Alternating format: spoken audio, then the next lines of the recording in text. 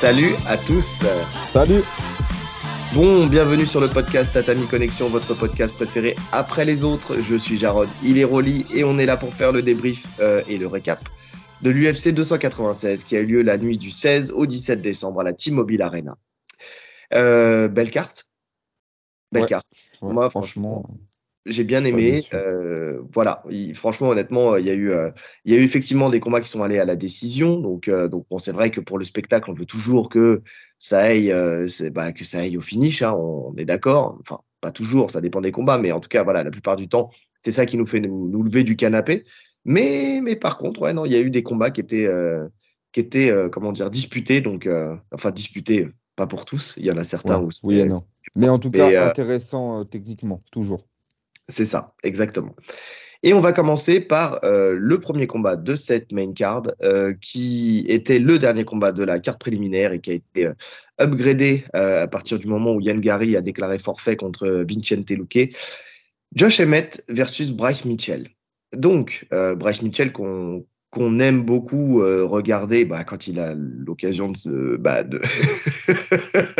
de faire des choses.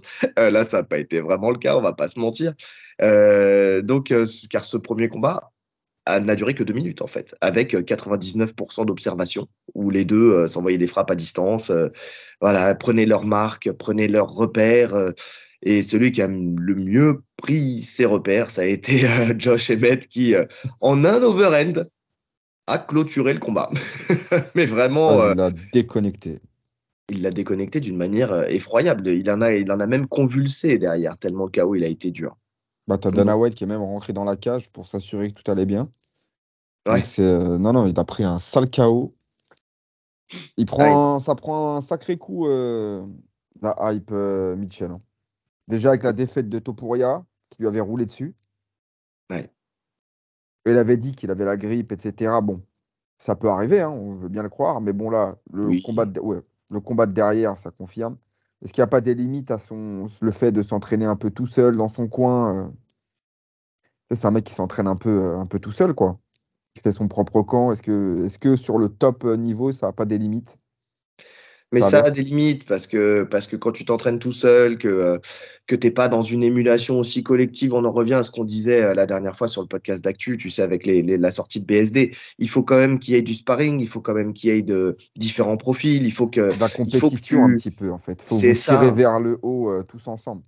Il faut des salles qui sentent le sang et la sueur, tu sais, où t'as des jeunes loups qui veulent prendre ta place et où tu dois rester au top et tout ça. Donc c'est vrai. Et puis peut-être aussi que Bryce Mitchell, en fait, a brillé de par son grappling quand il était plus bas dans le classement et qu'aujourd'hui, il a atteint une limite aussi, une limite à son niveau. C'est-à-dire que nous, on aimait bien parce qu'effectivement, au sol, il a fait des dingueries. Moi, je me souviens, Bryce Mitchell, je l'ai découvert par hasard.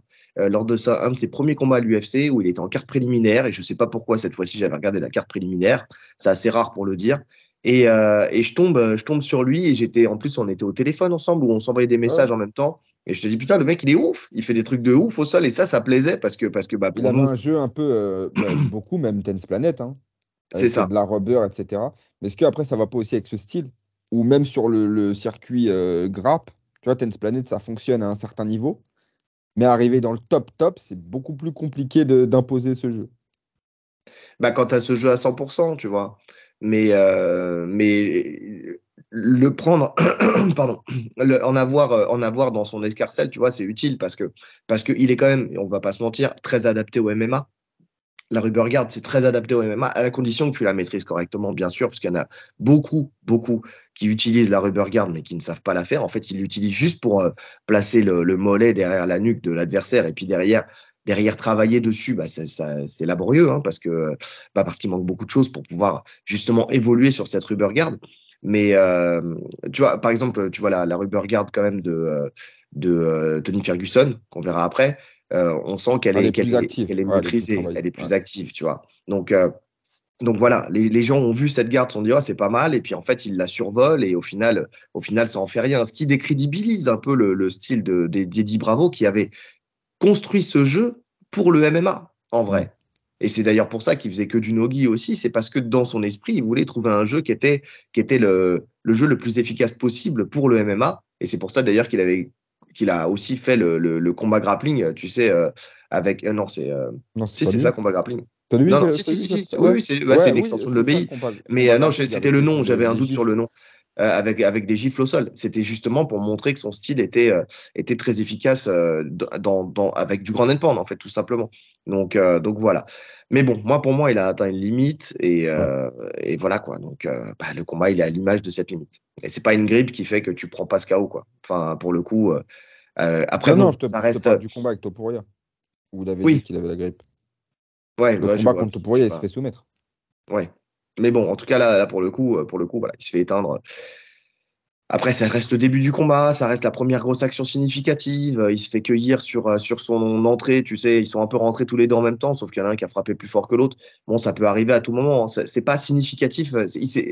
J'ai toujours, comment dire, rouler sur quelqu'un, c'est toujours plus parlant que de prendre une frappe qui te met KO comme ça d'un coup. Parce que ça, en fait, ça veut rien dire. Le combat, ça se trouve, il n'y a pas ce fait de match, il n'y a pas cet overhand. Derrière, on sait pas, on peut pas présager de ce qui serait passé par la suite. En tout cas, bon, l'overhand, il y a eu. Il a été là. Fin du combat.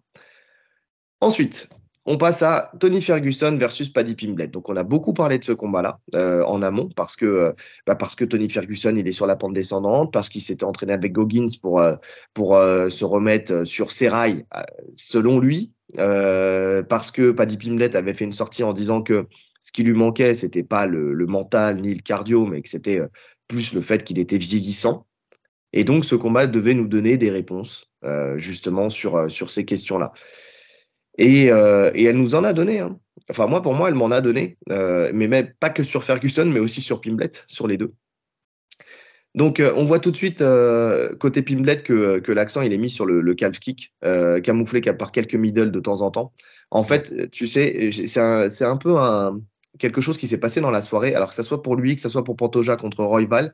Tu sais, quand les mecs sont un peu plus grands, un peu plus d'allonge, parce que Ferguson a plus d'allonge que. J'ai pas regardé les chiffres, mais ça se voyait à l'œil, hein, qu'il avait plus d'allonge que Pimblett. Pimblett qui était plus imposant.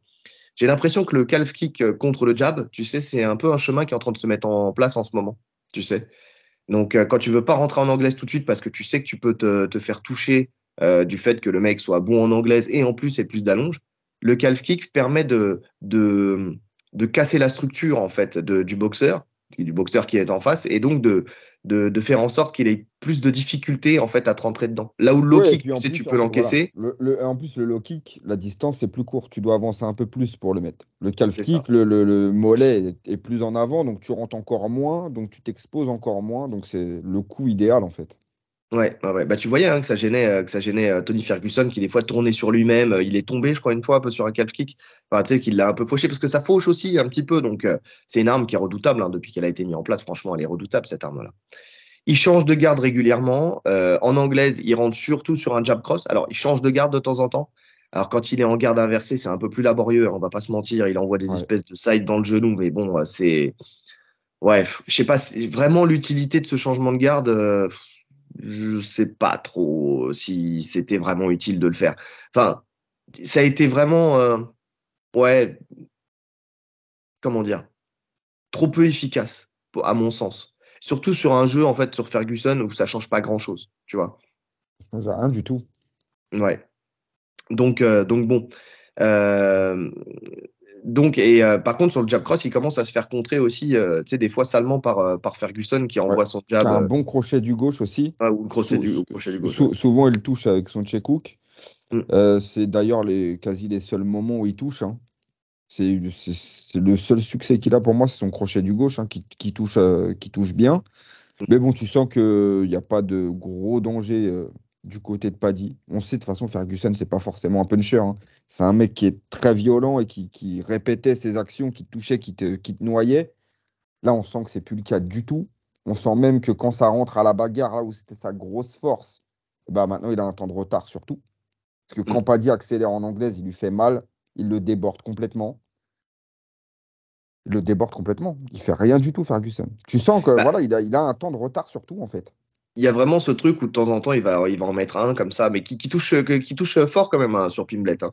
Après, tu sens qu'il a des réminiscences, tu sais, de son ancien style quand il remonte son coude à un moment, mais il est carrément hors distance. Donc effectivement, il a du mal à rentrer. Tu sens que, tu sais, pour l'avoir vécu, quand tu as une bonne mâchoire et que tu sais, tu as l'habitude de rentrer et d'avancer et que ça te fait rien, le jour où tu passes de l'autre côté, où tu sens que ton menton commence à s'effriter, tu sens que quand tu prends des frappes, ça commence, tu sais, à gigoter dans ton cerveau. Je te jure que quand ton style il a été ça, et ben t'as un temps en fait, c'est limite en fait, il faut que tu en prennes conscience et que tu l'acceptes, et que tu fasses le deuil de ta mâchoire et que Eh tu ben, travailles différemment. c'est exactement le sentiment que tu as avec Ferguson. C'est-à-dire que Exactement. Et il l'a pas fait. tu sens qu'il veut y aller. Mm. En fait, lui, dans sa tête, de toute façon, il a qu'un style, Tony Ferguson. C'est trop tard pour ce qu'il a inventé. Donc, il veut rester dans son style, sauf que à chaque frappe qu'il prend, il sent qu'il peut plus. Et tu vois, il est Ouais, dans ce truc de est-ce que je reste, est-ce que je sors? Limite, lui, tu sens qu'il veut y aller, mais c'est son corps qui sort tout seul. Tu sais, quand il se c'est tourne, ça. qu'il donne à. Ouais, son corps ne veut plus prendre les frappes. Mm. Alors, il a montré encore quelques belles esquives, hein, parce qu'il y a eu des trucs pas mal, hein, des esquives de jab, où il faisait des retraits pour éviter l'uppercut ou le crochet, enfin, tu vois, où ça touchait en bout de course. Il y avait quand même des trucs pas mal. Tu sens qu'il a encore des restes, tu vois, tu sens qu'il a encore, enfin, comment dire? Ouais, tu sens que c'est un combattant quand même, voilà, qui a été parmi l'élite de la catégorie. Mais tu sens que c'est l'élite vieillissante et qu'aujourd'hui, bah, c'est plus possible, quoi. Et surtout que la stratégie de Pimblett, elle est très efficace parce qu'avec ses calf kicks, middle kick et en rentrant avec son anglaise de temps en temps, parce que effectivement, il va le mettre en fait dans le premier round directement en knockdown, justement en le pressant avec son anglaise, en envoyant des coups de genoux sautés où tu sens qu'il veut vraiment avancer et Bah, c'est sur il va vers l'avant, quoi. c'est sur la dernière grosse accélération qu'il met debout, là où il le noie complètement. C'est Il envoie ça. un genou sauté. À première vue, je Qui crois qu'il touche avait pas. touché, mais non, il touche pas. Ouais, En revoyant le combat, il touche pas du tout. Par contre, il y a une gauche en redescendant qui touche. C'est ça c'est qui le ça. fait chuter. Et après, au sol, il le domine complètement sur la fin du round. Ouais, c'est première phase au sol, effectivement, où il est dominé. Euh, qu'est-ce que je voulais dire? Pimblett, il cherche après à prendre le dos de Ferguson, mais enfin, sur cette phase, il cherche à lui prendre Mhm. le dos, mais il défend très bien. Tu sens que, voilà, tu vois, encore une fois, il a des restes, de très bons restes. Il vient, il fait des petits changements de direction qui empêchent Paddy Pimblett, en fait, de s'installer dans le dos. Et, euh, mais quand même, il parvient à faire de gros dégâts. Donc, Ferguson, il a une grosse expérience, c'est ce qu'il sauve sur le premier round, en fait, tout simplement. C'est C'est vraiment ça. ça, c'est son expérience. Donc, C'est ça. Et faut c'est pas oublier son qu'il est ceinture noire de expérience, JB, tu vois. son cardio, parce qu'en fait, quand Pimblett est en montée et qu'il envoie les coups, il suffit que Ferguson il fige la situation pour ses cuits, en fait. Donc il reste C'est en ça. mouvement tout le temps, tout le temps, tout le temps. C'est une dépense d'énergie de fou, ça, hein. Ouais. Mais il a Mais bon, l'énergie. il a l'énergie. Il nous l'a Mais prouvé parce que c'est ça, finalement, hein. sur tous les trois rounds, en termes de cardio, il était là. Ouais. Et c'est ça d'ailleurs quand je parlais d'expérience, c'est effectivement savoir aussi faire ce qu'il faut pour que l'arbitre n'arrête pas. Parce que très clairement, le combat, il aurait pu s'arrêter au premier round. Ouais. Là, pour Ah le oui. coup, il aurait très bien pu s'arrêter au premier round. Mais effectivement, il y arrive bien. Et puis surtout, il a fait ce truc qui était exceptionnel de monter. Il sent que la montée, c'est la merde. Il donne le dos, mais pour rerouler, tu sais, pour pouvoir ressortir. Mm. Et en fait, il ne laisse jamais vraiment. C'est la chose à faire, hein, sachez-le, si vous faites du MMA. Bloquer des membres, c'est bien. Empêcher de s'installer l'adversaire et d'être stable pour pouvoir frapper, c'est mieux. Parce qu'en fait, c'est ça. Souvent, on essaie de bloquer, mais bloquer, ça ne dure qu'un temps. Par contre, bouger et faire en sorte que la personne ne puisse pas stabiliser pour envoyer ses frappes ou envoyer des frappes significatives, c'est toujours plus intéressant. Maintenant, c'est vrai que ça demande une condition et ça demande une lecture du jeu aussi qui est importante parce qu'il faut savoir comment tourner. Il ne faut pas se plonger dans un piège non plus. Surtout que Paddy Pimblett est connu pour son sol aussi. Et c'est ça qui a fait que aussi c'était une phase qui était très intéressante, c'est que les deux étaient bons au sol. Parce que quelqu'un qui est moins bon que Paddy Pimblett au sol, il ne Il lui l'aurait pas roule gardé dessus. de cette manière. Ouais, c'est ça. Euh, Ensuite, niveau sol, justement, on a eu un combat qui était quand même équilibré au sol, pour le coup, moi j'ai trouvé.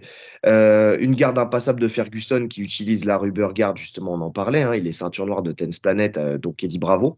D'ailleurs, je voulais dire, mention spéciale à Joe Rogan, qui lui aussi est ceinture noire, si je ne me trompe pas, d'Eddie Bravo, et qui a pu aussi donner quelques petits termes techniques spécifiques. Alors, faut les entendre quand on les connaît, mais c'est quand même intéressant.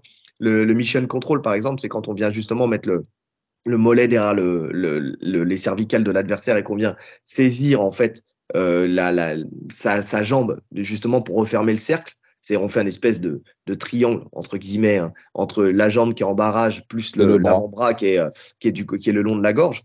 Donc voilà. Bon, après il a pas pu le zombie to New York tout ça parce qu'il a pas été au bout. Tu vois, il s'est arrêté à la mission control. Mais voilà, c'est intéressant d'avoir aussi des commentateurs qui Ils savent de connaissent quoi ils parlent Voilà, parfaitement. c'est ça. Ils savent de quoi ils parlent.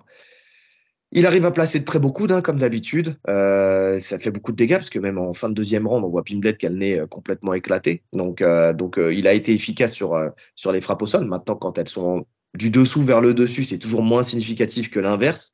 Ouais, et puis même Euh, au-delà de ça, tu sens quand même que c'est bien moins percutant qu'à l'époque et que hmm. Pimblet arrive quand même à gérer. Avant, il te noyait vraiment, Ferguson, même sur le dos. Tu pouvais pas du tout t'installer. Là, tu sens qu'il envoie quelques frappes, ok, ça touche. Il insiste pas plus dessus et Pimblet arrive à contrôler assez tranquillement quand même.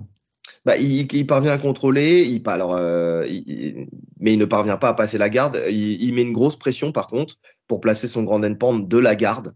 Maintenant, en fait, ce qui pose problème, et je comptais en parler plus tard, mais parce que t'en parles, en fait, le problème, c'est que Tony Ferguson, à l'époque, il attaquait tout, les jambes, il s'enroulait, tu vois, il inversait sa garde et tout ça.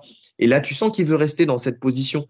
Je suis persuadé qu'il aurait pu, et surtout dans le troisième round, Oui, avoir des attaquer la solutions jambe. pour À se un moment, relever. il y avait une solution même sur les jambes, Ouais, clairement, sur la fin du round. ouais, ouais, ouais, ouais. Donc, Bon, après, ce qui se passe, c'est que le deuxième et le troisième round, il se passe la même chose, hein. En fait, sur le deuxième round, on a un Tony qui glisse sur un high kick et qui se retrouve en dessous pendant tout le round. Tu vois, il ouais. se passe pas grand-chose. Donc, le round, il revient logiquement à Pimblet, qui lui non plus ne tente pas grand-chose, hein. Il n'est pas ultra actif. Je pense qu'il récupère aussi. Il est en gestion. Mais il essaye, hein. Il essaye de passer la garde, tu le vois, il essaye de rentrer, de passer en e-slide, tu sais, il essaie de rentrer le genou à Ouais, l'intérieur. mais D'ailleurs, c'est bien ces petits, recomposé. voilà, le truc, c'est qu'en fait, Ferguson lui laisse pas la possibilité. Mais tu sens quand même que dans le travail, il essaye de s'installer pour pouvoir tu sais, avaler une jambe et essayer de glisser, tu sais, de passer. Mais il se rend compte très rapidement qu'il n'y arrive pas. Après, Ferguson, il attaque pas. Et on voit que ça lui demande beaucoup d'énergie parce que tu dis, il se repose, mais non, hein. Parce que tu vois que dans le troisième round, l'entame du troisième round, Il est cuit. il est déjà cuit. Il est Il déjà est cuit, donc c'est éteint. que ça lui a. Et pour maintenir, en fait, Ferguson quand même, ça lui a demandé quand même beaucoup d'énergie. Donc, Ouais, euh, ouais, ouais. donc Ouais, non, euh, c'est même surprenant en fait, parce que alors il y avait pas mal de pression, mais ça reste son domaine, le sol. Donc il ne devrait pas oui. se fatiguer autant dans ce domaine-là. Donc qu'il soit aussi fatigué dans le troisième round, ça laisse présager du pas très bon pour la suite. Après, je me suis dit, est-ce qu'il a eu le nez cassé et que ça l'a gêné dans sa respiration? C'est possible, parce qu'il a une grosse hémorragie nasale, Oui, on le oui, voit en oui. fin de premier round. Mais bon, il était carbo. Mais il était carbo parce que, en fait, ce qu'il faut comprendre, c'est que même si Ferguson, tu vois, il a pas essayé d'attaquer plus que ça. Enfin, en tout cas, dans le deuxième. Dans le troisième, Ouais, plus. Dans le deuxième, pas plus que ça. Mais c'est surtout que il faut le maintenir, en fait. Ce qu'il y a, c'est qu'il bouge tellement, il envoie tellement d'informations, il envoie tellement de frappes de coups, de tutés, tata. Tu vois, au final, ta rubber guard, tu vois, il y avait la rubber guard qui montait. Il y avait quand même il y avait quand même le danger sur le triangle. Parce que quand il montait sur la rubber, tu voyais qu'il commençait à saisir le poignet ou à pousser le biceps pour essayer de passer le triangle. Ça demande aussi de l'énergie, de la concentration pour pas faire l'erreur de le laisser s'installer. Donc tu voyais d'ailleurs Pimblet, et c'est là que tu vois qu'il maîtrise bien le sol, qui vraiment essayait d'avancer son bras pour justement ne pas se faire avaler ce bras, tu sais. Donc mm, ça lui demandait quand même de la présence mentale, tu sais, de la concentration et du physique pour justement faire en sorte de ne pas tomber dans tous ces pièges. Donc ouais. ça, c'est une Ouais, chose, mais tu sens, alors, je pense que tu l'as senti, hein, Ferguson à l'époque, sur ces phases-là, le triangle, il serait passé.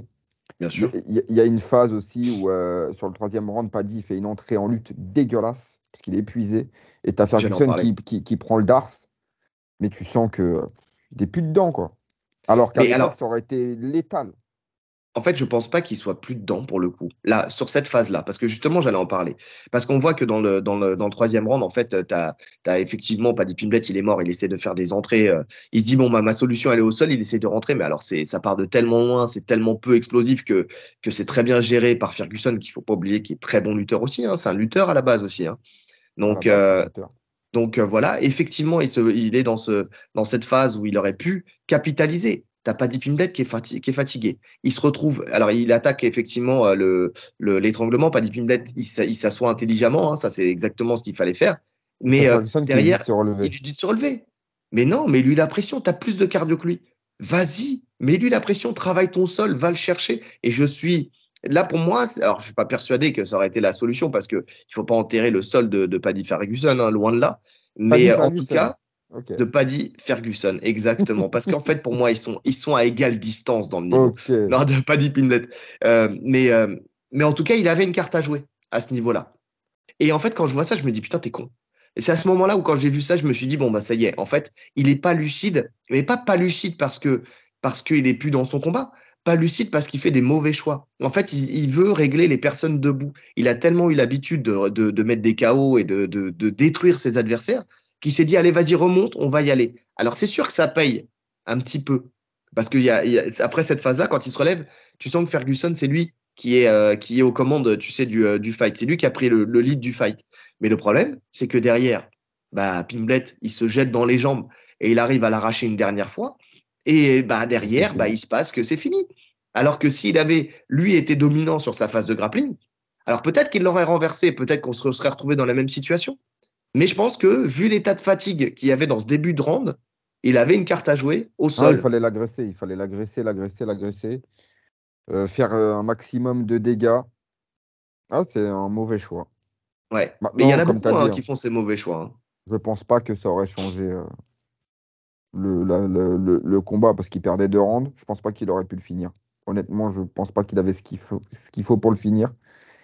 Mais en tout cas, il aurait montré de meilleures choses.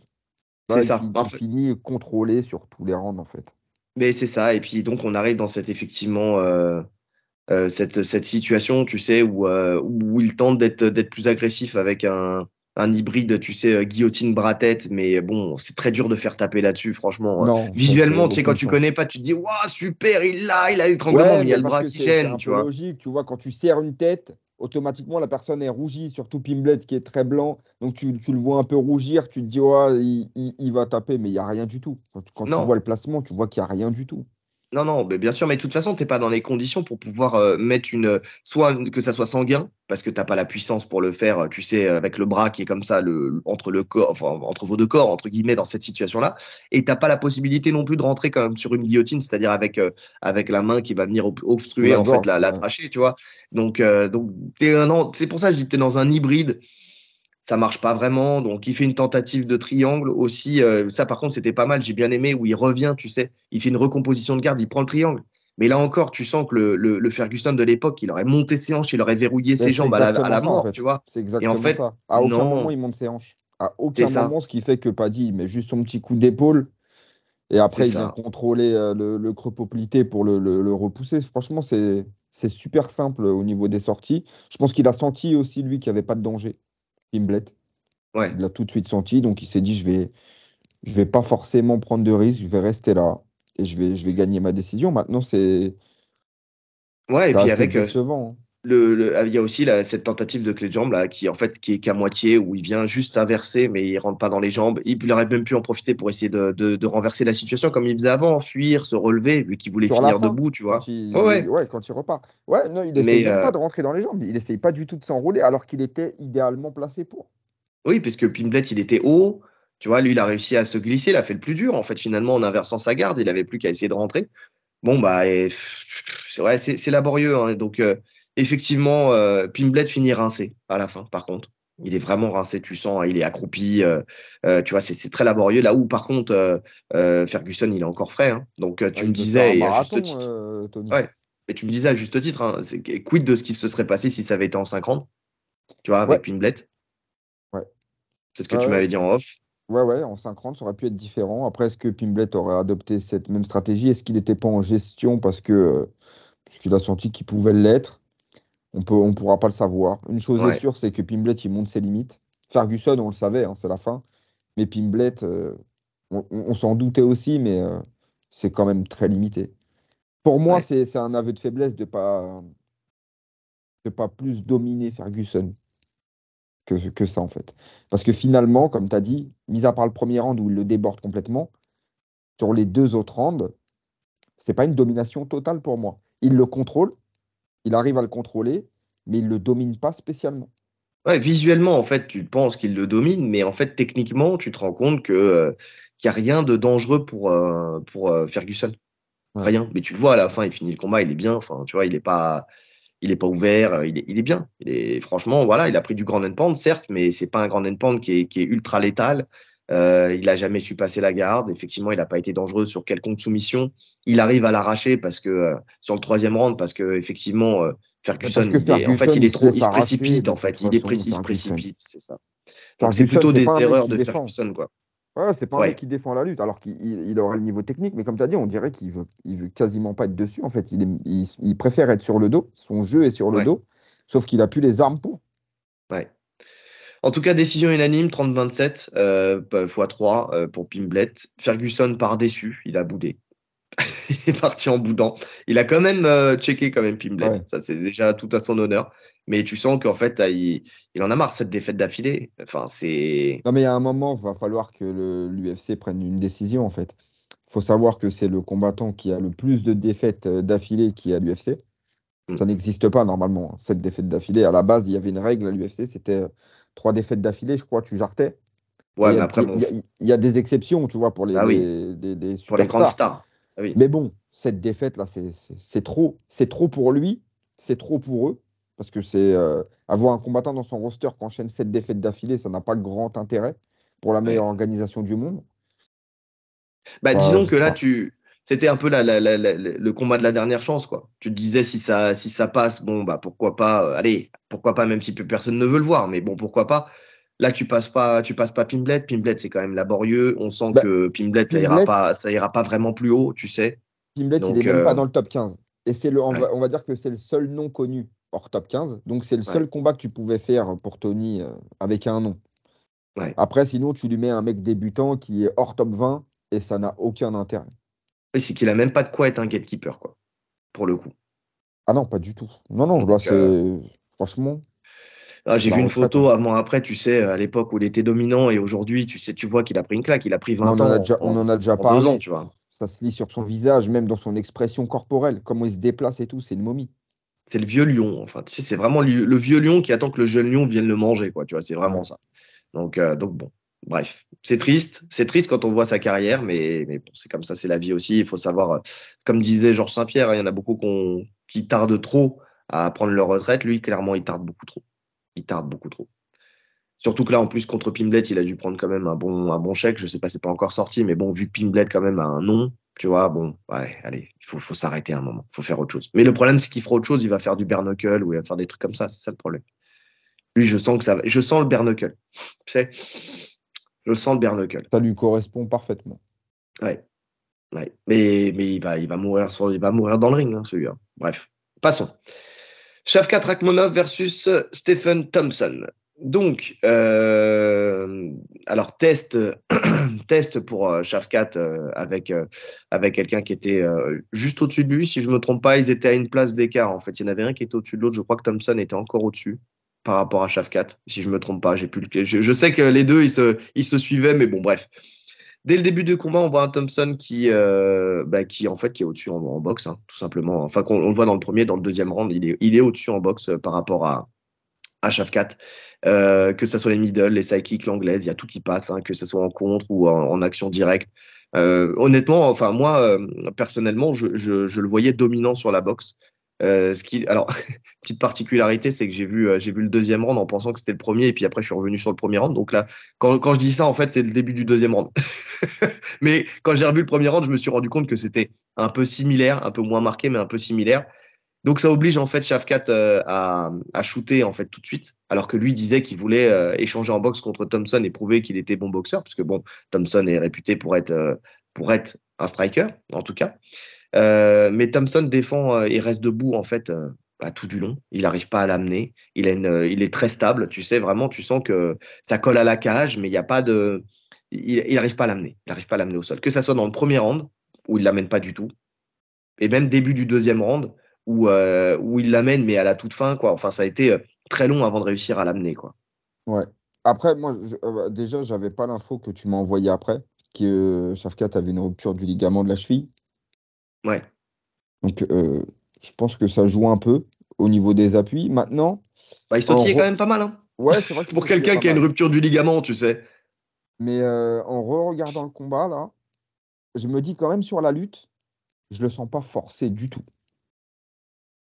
À aucun moment, tu le sens forcé. Ça veut dire qu'il tente. Il, Je il, suis d'accord. il tente plein de choses, tu vois. Mais tu sens pas d'urgence. tu sens pas qu'il se dit, là, faut que je l'arrache, tu vois. Il y va tranquille. Il déroule, il déroule. Et puis à un moment, il se décide de l'amener, il l'amène. C'est Ouais, ce non, que j'ai senti en le revoyant. Alors, je suis d'accord sans l'être. C'est-à-dire que oui, effectivement, il aurait pu montrer qu'il est plus dominant et peut-être qu'il aurait pu plus accélérer, mais peut-être que c'est juste aussi son attitude qui est comme ça et que ça se trouve, il a tout donné et que finalement, c'est pas passé. Parce que tu vois quand même dans le premier round qu'il essaye quand même. Hein. Il essaye, il l'arrache, il essaie de le soulever. En fait, moi, je pense que il a vraiment eu des moments où il a vraiment essayé d'amener, mais que Thompson, quand il était encore frais, c'était compliqué parce que il gérait bien sa balance, tu vois, il restait bien équilibré. En plus, il est très souple. Il a l'habitude de rester sur une jambe, tu sais, tu sens que tu sais, je vois dans son entraînement, c'est des chemins où tu restes pendant 20 minutes la jambe en l'air, tu sais, envoyer des kicks. C'est tout à fait le style en plus de la personne, c'est avec ces espèces de karaté contact. Donc derrière lui, rester jambe en l'air sur un appui, ça le choque pas plus que ça. Il est très souple, il est très équilibré. Il a appris en fait à rester équilibré sur un pied. Et je pense que moi, au contraire, je pense que ça a beaucoup gêné Shafkat. Tu sais qu'il n'arrivait pas à l'emmener parce que tout simplement, à chaque fois qu'il essayait de le soulever, il arrivait très bien à se remettre sur son pied, à être très équilibré. Il aurait peut-être pu l'emmener différemment. Alors il a essayé. Il a essayé de descendre plus bas, tu sais, sur des doubles. Mais c'était quand même bien géré par Thompson. Hein. Thompson, il a une bonne takedown defense quand même. Tu vois, il savait où se placer, il savait Bah, de comment toute mettre ses façon, bras. toute sa carrière, ça a été ça. Hein. C'est des Ben mecs oui, qui veulent l'amener au sol. Donc, il sait gérer quand même assez bien. Là où Thompson, tu sens qu'il est sur la fin aussi, c'est que au niveau de ses déplacements, en fait, il se fait acculer à la cage beaucoup trop facilement. c'est Là où ça. avant, il sortait beaucoup plus vite. Là, tu sens que sur chaque pression, il se retrouve dos à la cage et il n'a pas de solution pour sortir. Donc finalement, son arme principale qui était les déplacements et les sorties latérales, c'est mort. Donc il se retrouve à défendre un truc où, ok, il va gérer, mais il ne pourra pas défendre sur 3 rounds. C'était impossible. Ben, c'est ça. Et le truc, c'est qu'après, il fatigue. Tu sens qu'il fatigue parce que quand il se fait emmener sur le single leg, il finit par l'amener. Alors, il arrive à rester quand même sur ses mains, la jambe tendue, tu sais. Il veut le gêner. Il fait un truc qui est très intelligent. Il vient chercher la menotte par derrière. Ouais. D'ailleurs, le bras, il était tordu dans un angle. Laisse tomber. Et il met le premier crochet. En fait, il fait exactement le style daguestanais. Hein. Menotte d'un côté, crochet de la jambe d'appui de l'autre. Et il vient. Et là où, par contre, j'ai pas compris, c'est que donc il arrive à mettre Thompson sur le flanc et il attaque tout de suite en fait l'étranglement. Tu sais, type RNC, Rear Naked Choke. Mais le On problème, en c'est qu'il est parle. de côté. On en parle dans le podcast d'avant. Tu te rappelles? Je Euh, sais plus sur quel sujet on en parle, mais on dit justement que l'étranglement, pour qu'il fonctionne, il faut poitrine au niveau du dos pour c'est ça. vraiment qu'il fonctionne. Là, il est vraiment de côté, il est sur une épaule, en fait, il est sur l'épaule Ouais. de Thompson. Donc, Et aucune il chance, en fait. force. Alors en fait, comme je dis, hein, soit il surestime sa force, soit il sous-estime les défenses la défense de Thompson en fait. Qui lui sait, en fait, il connaît la porte de sortie parce qu'il force cette porte en essayant de revenir face à Shafkat. Donc il fait exactement ce qu'il faut. Hein. D'ailleurs, il finit par sortir et à prendre la demi-garde sur le deuxième round, parce que là on est dans le deuxième round. Mais en tout cas, oui, l'étranglement, quand on est de côté, il y a deux choses. Quand la ligne d'épaule de mon adversaire, parce qu'il y a ça aussi qu'on a oublié de dire, quand la ligne d'épaule de mon adversaire est plus haute que la mienne, je ne peux pas étrangler. Et quand je suis de côté, c'est compliqué aussi. Alors, attention, vous allez me trouver C'est le pas contre-exemple de impossible, les quelqu'un. gars. Voilà, c'est pas Voilà. impossible. Mais c'est pas impossible, mais c'est beaucoup plus compliqué, surtout quand tu es un combattant pro qui a l'habitude de subir ce genre de pression, qui sait comment tourner. Enfin, quand tu as de l'ancienneté, tu vois, tu sais que tu as encore une porte de sortie. Donc, comme tu sais que tu as encore une porte de sortie, ça t'aide à tenir plus longtemps sur l'étranglement. Mais oui, un débutant ou un mec qui a des bras monstrueux et qui développe une force, en fait, ce qu'il va faire, c'est qu'il va pas t'étrangler. C'est qu'il va te niquer les cervicales, tout simplement. Donc, quand c'est de côté. Donc, voilà. Bref. En tout cas, il finit par reprendre la demi-garde. Il réagit bien, bras sous l'aisselle. Maintenant, il y a quand même Rakhmonov qui arrive à se placer correctement, Et qui rentre son bras, qui envoie ça c'est ses beau. coudes. Ça, c'est beau, Ouais, ça. Tu vois, ce passage, et c'est là où tu sens, hein, c'est sur ça qu'il est vraiment fort, en fait. Sur l'agressivité dans le finish. La recherche constante du finish. Il ne te laisse mm, pas tranquille. C'est-à-dire qu'il alterne entre le grand and pound et après, il cherche la guillotine. Ça passe pas. Mais il force pas, hein. Il s'acharne pas sur quelque chose. Il repart sur les coudes. Il essaye la darse. Ça passe pas. Franchement, non, c'est le bras-tête qu'il essaye. Il essaye c'est le un bras-tête bras-tête. parce que comme le bras il est sous l'aisselle, il C'est essaye ça. de rentrer. Comme il a des longs segments, il essaye de rentrer. Mais bon, Thompson, pareil, avec expérience, il se grandit, ce qui fait qu'il éloigne sa tête des bras de Rakhmonov. Donc ça, c'est une bonne chose. Non, là où ça a été intelligent, c'est que je pense que c'est lui qui l'a laissé remonter. Tu sais, Parce que ce que veut Thompson quand il met le bras sous l'aisselle et qu'il est en demi-garde, c'est repartir à genoux avec le bras justement à la hanche pour essayer de renverser la situation. Il y a un moment, il réussit à le faire. Alors, est-ce que c'est lui qui parvient, tu sais, à trouver une petite porte pour le faire, ou est-ce que c'est Shafkat qui le laisse passer? Je pense que c'est Shafkat parce qu'on voit tout de suite déjà comment dire, que Thompson il se met à quatre pattes et que il a rien pour continuer l'action. Et surtout, on voit un Shafkat qui passe tout de suite dans le dos. Mais par contre, il prend pas le temps de mettre les crochets, il attaque tout de suite le coup. Et c'est là où toi comme moi, on n'a pas compris. Parce que quand tu vois le niveau de défense quand même qu'a imposé Thompson sur les deux rounds, on sent qu'il est cramé physiquement, que les coups de coude et tout ça, ça l'a usé. Et que les défenses de sol, ça l'a usé. Enfin, d'amener au sol, ça l'a usé. Parce que il n'avait pas grand-chose à faire en fait pour sortir. Il Et avait on le rien verra à faire. d'ailleurs avec, Avec on le verra Edwards avec et Covington, Edwards, où la c'est ça. situation s'est reproduite, il C'est avait ça. juste à se mettre sur ses pieds, prendre appui, lever ses Ouais, fesses vers le haut juste un peu. En fait, se et faire pencher en avant. basculer. Voilà. En fait, il y a juste besoin de se pencher en avant. Et quand il n'y Faire a le pas les pont, en crochets, en fait. fait, Voilà, faire un c'est pont ça. et faire basculer Shafkat. Ouais, et puis même si de toute façon il bascule pas, comme on disait, et c'est pour ça que j'ai rajouté cette petit détail de il faut que ta ligne d'épaule soit sous la ligne d'épaule de ton adversaire, parce que quand tu fais le pont, en fait la ligne d'épaule de ton adversaire finalement glisse et donc passe au-dessus de la tienne. Et donc l'étranglement il devient beaucoup plus compliqué. Même si je ne Donc pense pas que ça soit un étranglement. Je pense qu'on est sur la mâchoire là. ouais, je pense qu'on est sur la mâchoire aussi parce que je suis pas sûr qu'il soit sous le cours. Après j'ai regardé, re-regardé, j'ai essayé de comprendre un petit peu. Alors, on On voit voit pas. rien, on voit On voit rien. pas. Par contre, quand il l'attaque au démarrage de l'action, il est sur la mâchoire. Ouais. Donc, parce que même les bras, je voulais voir un peu le verrouillage des bras, tu as l'impression que même que sa main, elle l'a glissé à un moment, tu sais. Qu'il était bien sur l'étranglement et puis que sa main, je sais pas, tu vois les doigts qui sortent, j'arrive pas à comprendre en fait s'il était vraiment bien verrouillé, pas bien verrouillé, qu'est-ce qui a tapé. J'ai pas compris. En fait, enfin, c'est pas que j'ai pas compris, mais j'aurais bien voulu voir un peu plus précisément, avoir un petit axe de caméra, tu sais, pour voir comment ça se plaçait en dessous. Bon, après, ça, c'est du détail, c'est parce que c'est pour moi, hein, c'est parce que j'ai juste envie de voir ça et de comprendre De si comprendre parce que vraiment il tape parce il doit taper, ou s'il tape parce qu'il en peut plus, parce qu'il reste 5 secondes. bah, Ça c'est veut dire ça le qu'il a truc. entendu le tac, tac, tac, tu sais. Bah, et C'est surtout sûr que le qu'il l'a mec, entendu. le mec qui a fait le claque, il est devant lui. Il est sur sa Ouais. gauche. Il est à leur hauteur. Donc, il l'a entendu sûr et certain. Dans ces conditions-là, s'il tape, c'est que vraiment, vraiment, c'est que la douleur, elle est insupportable. Parce que on l'a vu, des combattants se retrouver dans des soumissions ultra verrouillées. Hmm. Tu vois, 5 tu sais secondes, que tu tiens. tu tiens. Ouais. Tu tiens. Là, je vais vous donner un exemple hein, qui s'est passé pas plus tard que dimanche. Je tourne avec Nora Cornol, donc, qui est aussi à l'UFC. La dernière soumission que je l'attaque, donc effectivement, je sais plus ce que c'était d'ailleurs, mais elle entend bip, bip, bip, tu sais, les 4 secondes tu sais, du chrono, et ben, elle a pas tapé. Elle a pas tapé. Moi, je leur ai cassé le Tu bras. vois. Non, mais tu vois ce que je veux dire? Elle tape pas, mais parce qu'elle a entendu, et je lui dis à la fin, je lui dis, ah, t'as entendu le bip? Elle m'a dit, ouais. T'entends le bip, tu te dis, bon, je vais au moins au troisième round, tu vois. Et là, non. Bon, après, sauf si vraiment il y avait une pression qui risque de te blesser, je ne sais pas. C'est pour ça que j'aurais bien voulu voir en dessous. Moi, je Ouais. pense qu'il est fatigué, qu'il en peut plus, qu'il en veut plus. De toute façon, hein, de Thompson, on le sait, hein, il est vieillissant, ça y est, c'est la fin de carrière pour lui. Et Non, c'est pour Thompson, ça. il en veut plus. Et tu le sens dans sa réaction de défaite, en fait. Tu vois, il Ouais, accepte très facilement sa défaite. Tu sens qu'il est là pour finir son contrat, pour ouais. prendre ses derniers billets, et puis fin, en fait. Il est plus dans la recherche de compétition. Mais tu sais quoi, tu le vois quand tu vois son embedded, tu sais, enfin, en tout cas, c'était dans le.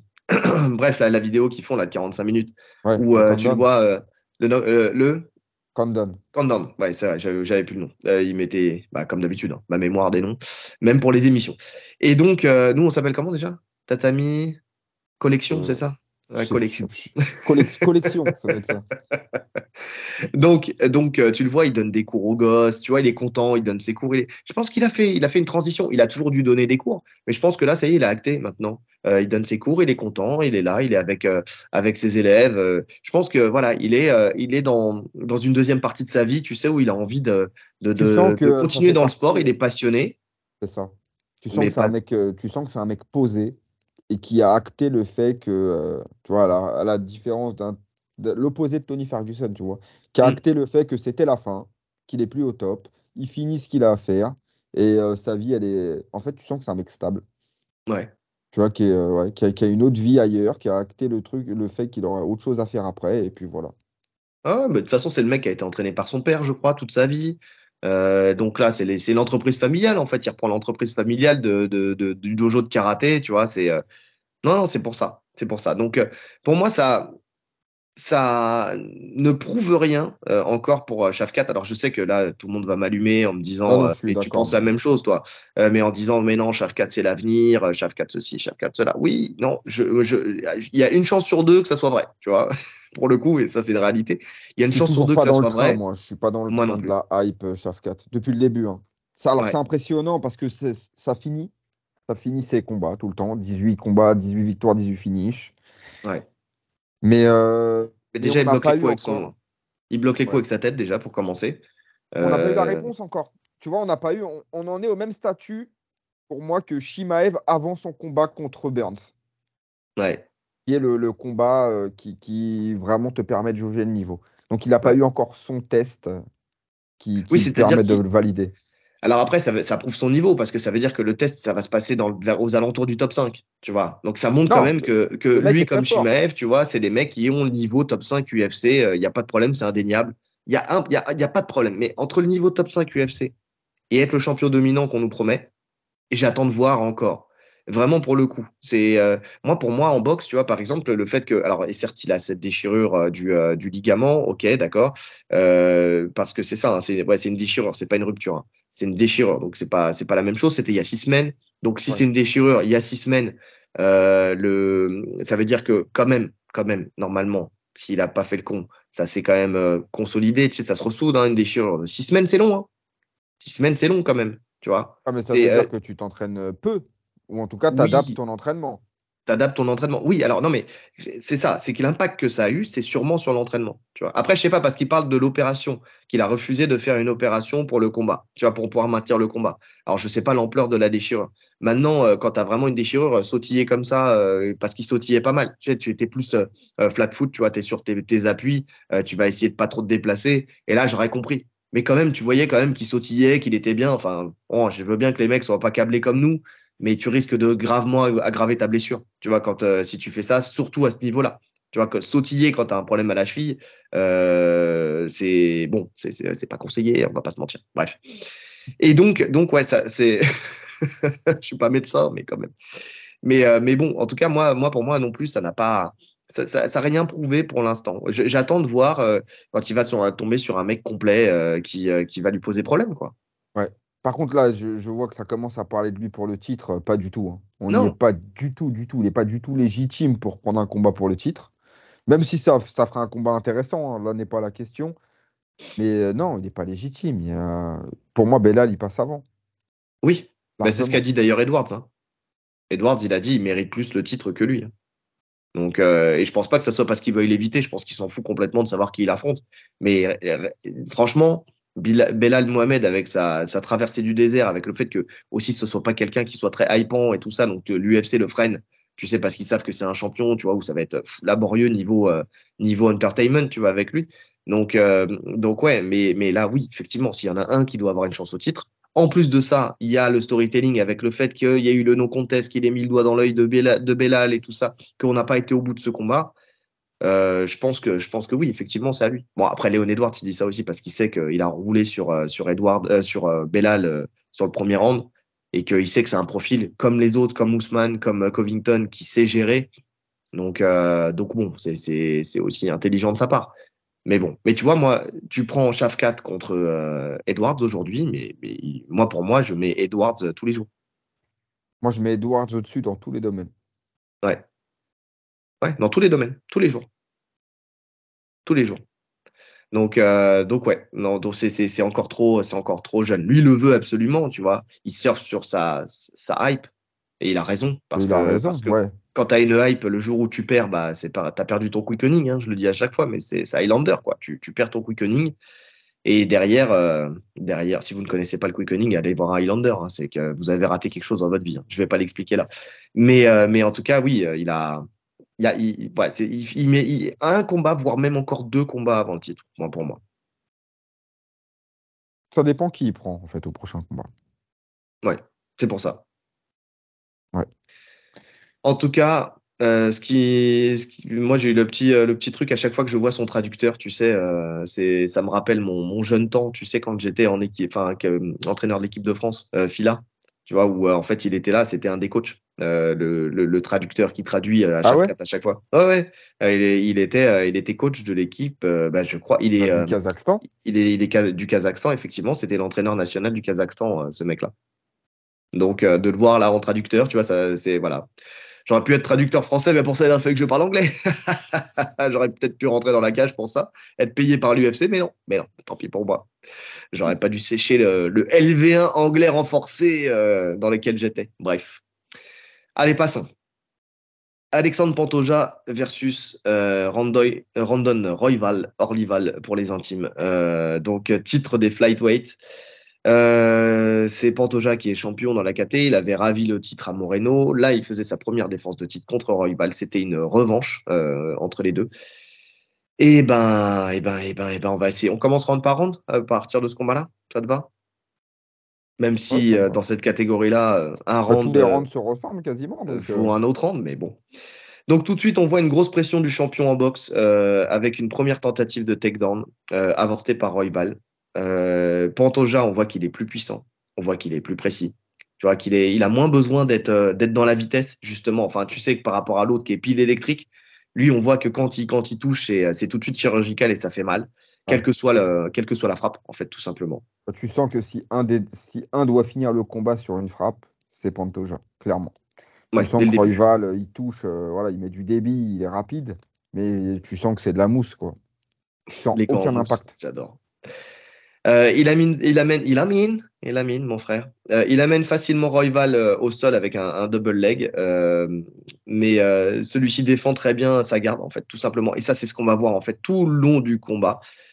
Donc, il défend très bien sa garde et il utilise très très bien ses up kicks en fait pour obliger en fait Pantoja soit à reculer pour pas les prendre, soit à rentrer pour justement et ne plus être dans la distance de up kick parce que quand même ces up kicks ils font mal. Tu vois, tu sens que le coup de talon, c'était avant on avait le up kick qui montait, maintenant on sent qu'ils viennent tous avec le Ouais. talon, tu sais, rabattre le talon. Et donc, en fait, comme il est obligé de rentrer en fait rapidement et sans contrôle en fait dans la garde de Royval, tu sens que voilà, il lui déconstruit un peu le chemin qu'il aurait pu se créer avec du contrôle, avec une bonne pression. En fait, le fait de rentrer dans la précipitation fait que la réaction de Royval, qui est très vif, hein, on l'a dit, très très pile électrique, et en fait, il réagit très bien et derrière, il arrive à défendre sa garde. Donc, à 1 minute de la fin, Royval parvient à s'enrouler autour de la jambe de Pantoja, ce qui aurait pu lui permettre d'attaquer tout simplement le talon ou quoi que ce soit. Mais tu vois, Pantoja tout de suite qui réagit, qui tourne intelligemment, techniquement, c'est super propre. Ah, par contre, techniquement, hein, les deux, hein, que ça soit debout au Les sol, deux. en lutte, c'est Les très propre. deux. Les deux. Après, Et tu sens quand même Pantoja un cran au-dessus dans tous les oui, domaines. dans tous les domaines. Et d'ailleurs, il le prouve parce que là, il reprend le contrôle de la position. Voilà, on voit tout de suite hein, il y a un écart technique, c'est ce que j'ai noté d'ailleurs à la fin du round, il y a un écart technique entre les deux, vraiment. Ouais, ouais, t'as Pantoja qui est juste ce qu'il faut au-dessus. Alors, l'écart, il n'est pas assez significatif pour ultra dominer. C'est ce qui fait que le combat est intéressant quand même à voir au sol, parce que Royval arrive à recomposer à chaque fois. Mais bon, tu sens quand même que ouais, il a l'avantage, Pantoja. Il y a des séquences au sol qui sont magnifiques, des tentatives de passage, il arrive à passer, ça recompose. Ça va trop vite, Ouais. quoi. En fait, ça va Bah, c'est surtout, tellement c'est vite. surtout dans le deuxième round hein, ça qu'il passe. Hein. Enfin, on va en parler, mais justement parce Ouais, qu'il y a un passage qui fait qui est très intelligent. En tout cas, premier round, on est d'accord, Pantoja. bon, clairement. Et on part sur un rythme de malade. Je te dis, j'avais l'impression d'être en x2 quand je le regardais. Ouais. Quand il fait son entrée en lutte, Pantoja, l'explosion qu'il a sur la lutte, j'avais l'impression que c'était en x2.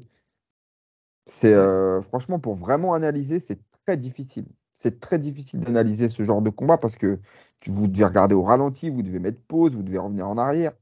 Non, le rythme, il est fou. Et tu te dis comment ils vont faire pour tenir 5 rounds à ce rythme-là. Ah, ils ont très peu de masse à bouger, donc voilà. Mais tu sens quand même, alors on part un peu plus loin, on va faire un retour en arrière après, mais juste parce que tu parles de l'énergie, on sent que Pantoja, il l'énergie fatigue à la. plus, Ouais, c'est ça. À la fin, le cinquième round, il est beaucoup plus laborieux pour Pantoja. bien sûr. Donc, par Ça va rapport avec à son style, Royval. hein. Ça va avec son style où il est plus puissant aussi. Oui, C'est ça, plus musculeux.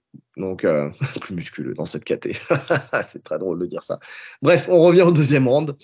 Pantoja remet la marche avant. La stratégie, et c'est là où je disais qu'on retrouve cette fameuse stratégie du calf kick contre le jab de Pantoja qui fonctionne très bien. Parce que voilà, hein, maintenant c'est un cas d'école. Hein.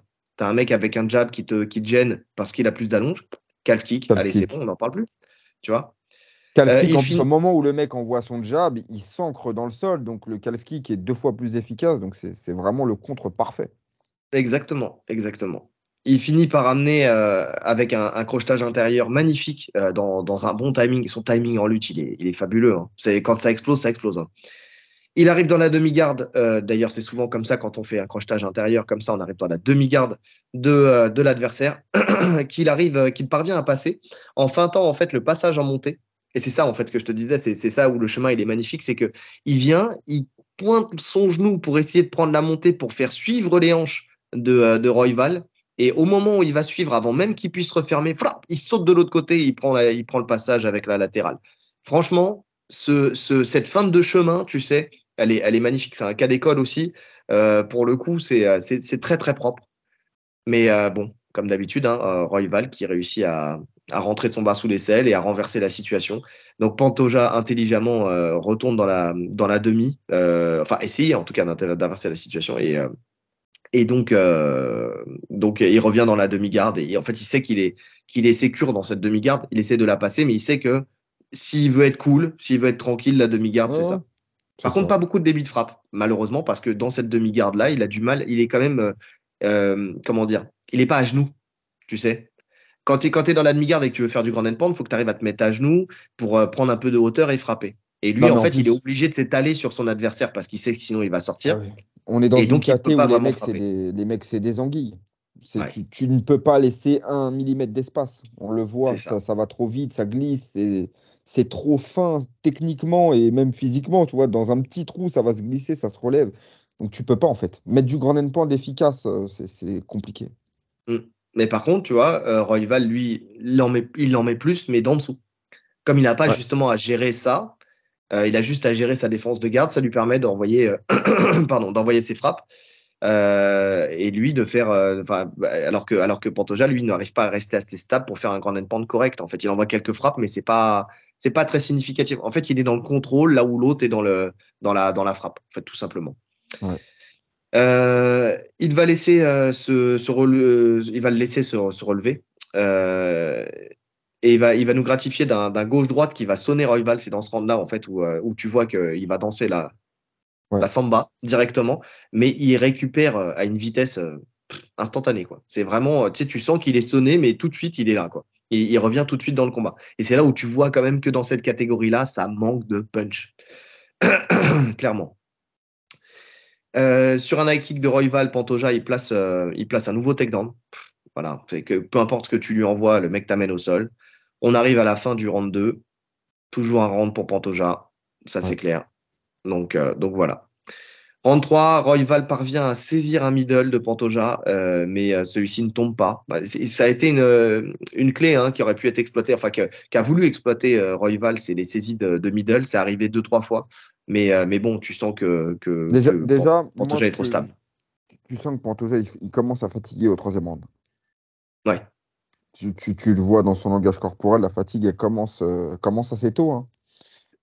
Elle commence au troisième round, mais ce que disait, je sais plus qui disait ça en commentaire, je crois que c'était Chris, qui disait que Pantoja fatigue tout le temps, tu vois, dans ses combats, mais que même fatigué, il arrive à conserver une lucidité et une efficacité Mm. sur tout le combat, en fait. Mais parce qu'il Et sait ça quoi se sent, hein. faire. C'est Ouais, il ça, sait ça quoi se faire sent. parce que tu vois, il sent qu'il est fatigué. Bon, bah, qu'à cela ne tienne, boum, il reprend un double leg, il fait chuter son adversaire. Il tombe encore une fois dans la demi-garde. Il essaye de prendre la montée, mais Roy va le défend bien. Tu sais, et tu sens que c'est toujours la même chose. Il lui donne. Alors, par contre, il lui donne le dos. Mais il en profite pour le faire basculer et reprendre le dessus. Et c'est là, tu vois, ce qu'on disait Mhm. aussi. Tu vois, tu veux prendre le dos, tu bascules un petit peu, boum. Tu vois, dans tous les combats, tu avais cette solution-là, tu vois, que n'a pas exploité Thompson, on disait tout à l'heure. Mais il reprend le dessus, mais c'est temporaire parce que Pantoja, il se relève très facilement. Donc voilà quoi. Ça repart en boxe. Pantoja est à l'économie. Tu sens que là, pour le coup, tu l'as dit, il est fatigué, donc il est à l'économie. Il reste notamment, mais quand même plus précis et plus puissant, jusqu'au moment où Royval est touché avec son. Non, c'est Non, Royval qui touche. Royval C'est qui touche Royval avec qui un touche genou. avec. Ouais, non, mais surtout avant ça, il met le double jab et après le genou. Tu vois, donc il y a tout qui passe à ce moment-là. Et j'ai mis sous cette menace, entre guillemets, parce que la menace, elle a duré 3 secondes, quoi. Il shoot. Voilà, le sol. Il la ramène instantanément au sol Bah, avec tu beaucoup de sens, hein, tu sens facilité. qu'à chaque rentrée, le timing est parfait et tu sens que dès qu'ils sont au contact, il va l'emmener au sol. Bah, quand il veut, il peut l'amener, en fait. L'inverse n'est pas vrai. Mais lui, par contre, dès qu'il veut, il amène. Tu sens qu'il est plus puissant. Et puis tu sens que de toute façon, même s'il arrivera à le faire tomber, Royval, on l'a bien vu, il ne peut pas le maintenir. Il va se C'est relever ça. comme il veut. Donc ça serait une dépense d'énergie inutile pour lui. Alors que Pantoja, quand il t'amène, il va marquer son temps de contrôle derrière pendant au moins deux Mm. trois minutes. C'est ça, exactement. Donc, nouveau round pour Pantoja. Et on arrive dans les championship rounds. Il faut le dire doucement, celui-là. Round 4, amené au sol instantané de Pantoja, Ouais. hein, bah, il sait, hein, il est Immédiat. fatigué et il sait que ça marche, donc il y va. Il parvient avec difficulté à passer la demi-garde vers la montée, mais Royval le laisse pas s'installer grâce à la cage. En fait, il pousse et il renverse la situation, mais Pantoja est suit parfaitement l'action et lui prend le dos, là, pour le coup. Royval sort beaucoup Qu'est-ce que j'ai écrit, moi? Il sort beaucoup de la cage. Non, il se sert, pardon, excusez-moi. Et il était 2 heures du matin, j'en pouvais plus. Il se sert beaucoup de la cage pour tenter de sortir, mais Pantoja reste accroché. Pantoja tente le RNC, Rear Naked Choke, j'adore dire ce truc-là. Mais Royval, il défend parfaitement. Tu vois, Il défend c'est. parfaitement. Ouais. Mais bon, il n'arrive pas à sortir du dos. Tu sens qu'il verrouille en triangle et c'est foutu, quoi. Mm. Il prend son round parfait, en fait. Quand tu arrives au quatrième round d'un championnat comme ça, quand tu arrives à faire ça au quatrième alors que tu es fatigué en plus, t'es bien. Tu vois, Bah, il est sorti hein, du dos, hein. Il est il est sorti du sorti? dos. Ouais, J'ai pas ouais, vu la menace. il parvient même à sortir du dos, Exactement, ah oui. bien verrouillé, en roulant et en revenant en top position et à placer son grand non-pound. Mais Pantoja attaque Ouais, c'est vrai. la jambe, et oui, histoire d'empêcher Royval d'arriver, enfin de continuer son travail. En fait, c'est ça, c'est encore intelligent, tu vois. Il est en dessous, il voit qu'il est pris en grand non-pound, il attaque la jambe tranquillement, et puis en fait, tout est lucide. Tout est toujours lucide. Ouais, non, Donc, gestion parfaite. c'est ça. Et ensuite, on a ce fameux round 5, donc toujours round Pantoja, hein. Pantoja qui là, tu vois qu'il est vraiment fatigué et Royval lui en profite pour mettre l'énergie du désespoir en pleine figure de Pantoja, qui laisse passer la foudre et amène Qui Royval accepte en même. 2 temps. Ouais, bah oui, c'est ça, il laisse passer la foudre, hein, il l'accepte. Il accepte les frappes parce qu'elles n'ont aucun impact. C'est ça. Lui, de temps en temps, il envoie un contre, tu sens qu'il est beaucoup plus puissant. Donc, Mm. non, franchement, tu sens que le schéma va être le même que tous les autres rounds, en fait. C'est ça. Et en fait, tu vois qu'il l'amène au sol, mais cette fois-ci, il a besoin de le faire en 2 temps avec un petit changement de garde. Enfin, tu sais, il change d'axe pour l'emmener. Il reste une nouvelle fois bloqué dans la demi-garde, mais bon, voilà, ça s'arrête là, honnêtement. Et c'est tout le problème de cette catégorie-là. Alors déjà, victoire décision unanime hein, de Pantoja, 50-45, 50-45, 49-46. Alors il y a quand même un juge qui a réussi à avoir un round comment dire, pour Royval. Bon, ça, faut aller le chercher, hein, celui-là. Mais comment, en tout cas, c'est une domination de la tête et des épaules de Pantoja. Mais voilà, j'ai eu ce petit débat et de nous deux, de toute façon, et c'est pour ça qu'on a du mal aussi, hein, on vous l'avoue, hein, tu sais, il y a le manque de temps, mais on n'a pas envie toujours de prendre le temps de commenter et d'aller chercher ces combats-là, tu sais, pour les analyser. Parce que, en fait, pour plusieurs raisons, c'est tellement technique. Alors, le voir, c'est bien, hein. C'est propre, c'est technique et tout ça, nous on kiffe parce que ça nous apporte beaucoup de choses techniquement. Mais par contre, à analyser, en fait, il y a tellement de choses que l'analyse pour nous, alors vous le savez, hein, quand il n'y a pas grand-chose, on fait 1 heure et demie. Là, tu fais ça, tu peux faire 5 heures, tu vois. Je te Donc, jure. et puis c'est laborieux parce que ça va très vite. Donc, pour voir le détail du détail. En fait, si tu fais une analyse en 20 minutes où tu parles en gros de la situation, oui, tout le monde peut l'analyser, celui-là. Mais quand tu veux vraiment être dans le détail de la technique de chacun, ouah, ça nous prend 10 heures à l'analyser, le Ah ouais, combat. Tu mais vois, c'est. surtout on est sur des KT où, en fait, tout le monde est archi complet. Tout le monde sait Mm, tout faire. En fait, ça se joue, ces KT-là, ça se joue à la puissance. T'as un Pantoja qui est beaucoup plus puissant. Ça se joue sur ça, hein, parce que s'il n'est pas aussi puissant, il ne le ramène pas aussi facilement. C'est tout de suite plus équilibré. Ça se joue au physique. Mm. Ça, mais après, à regarder, comme tu as dit, hein, c'est magnifique. C'est ça. En C'est fait, un nous, combat Dragon Ball Z, en fait. c'est exactement ça. Nous, on est partagé entre le fait de kiffer regarder parce qu'effectivement, c'est un plaisir de voir cette qualité technique et ce débit et de voir que voilà, t'as des choses à prendre dans toutes les dimensions du combat. Par contre, à analyser et à débriefer, en fait, voilà, tu débriefes le round 1, tu débriefes le round 5, c'est la même chose. Tu analyses, ça prend 1000 ans et il faut que tu regardes, tu te casses la tête, tu ressors à la migraine parce que justement, il y a trop de choses à dire sur chaque combattant. Mais en même temps, trop de choses à dire. Mais en même temps, tu te rends compte qu'il y aura de la redite parce qu'en fait, ils sont tous tellement complets que pour déterminer, tu sais, une particularité chez l'un chez l'autre, en fait, tu as l'impression qu'ils sont tous dans le même moule. Avec quelques petites choses qui diffèrent, mais ça reste à la marge. C'est compliqué. C'est le débat que j'avais avec justement Claire Lopez qui est venue dimanche à l'UFC. Donc Claire Lopez, combattante du À Rising. l'AFC, pas à l'UFC. J'ai dit à l'UFC? Ah, je suis trop matrixé. À l'AFC, à l'Alpha Fight Club, sur notre open mat de dimanche matin, effectivement. Et donc, on avait ce petit débat à la fin où elle me disait, mais non, moi, ce que je préfère, c'est regarder ces catégories-là parce que justement, techniquement, c'est ce qu'il y a de plus propre et tout ça. Et oui, c'est vrai, c'est vrai. Là-dessus, je peux pas aller contre elle, c'est vrai. Mais j'ai essayé de lui faire comprendre qu'en tant qu'analyste, c'était, en fait, quand tu rentres là-dedans, faut être prêt psychologiquement et avoir le temps de rentrer dedans, quoi. Tu vois, c'est vraiment ça. Et à débriefer, voilà, c'est bis repetitat, quoi. C'est compliqué. C'est très compliqué. Ouais, je suis Donc, d'accord. si vous vous attendez à ce qu'on analyse chaque combat de cette carte, je vais vous dire, malheureusement, on fait ce qu'on veut. Enfin, heureusement, on fait ce qu'on veut. Mais ce que je veux dire par là, c'est que ouais, non, on n'est pas hypé. On est hypé par les combats, mais pas hypé pour analyser ces combats-là. Tu vois, on n'est pas là en train de se dire, oh, putain, j'ai hâte de l'analyser, celui-là, comme c'est le cas celui d'après, d'Edwards contre Covington. On est loin d'être là, hein. Au contraire, le premier truc qu'on se dit, on dit, bah, on n'a pas le temps, on n'a pas le temps, on n'a pas le temps, on n'a pas le temps. On fera le débrief. Ça sera plus facile. Ça sera plus facile de faire le C'est vrai, débrief. c'est plus Donc, facile. voilà quoi. Mais c'est vrai que quand tu regardes Moreno Figueiredo, quand tu regardes Pantoja, Royval, quand tu regardes, finalement, c'est trop speed. Il y a trop de choses tout le temps, tu vois. Bref, passons. En tout cas, on arrive au main event de cette UFC 296 qui, donc pour l'instant, nous a donné quand même de beaux combats, hein, vraiment, pour le coup. Tiens, on choisira le meilleur et le pire combat à la fin. Ça peut être drôle de faire ça sur Ok, cette main card.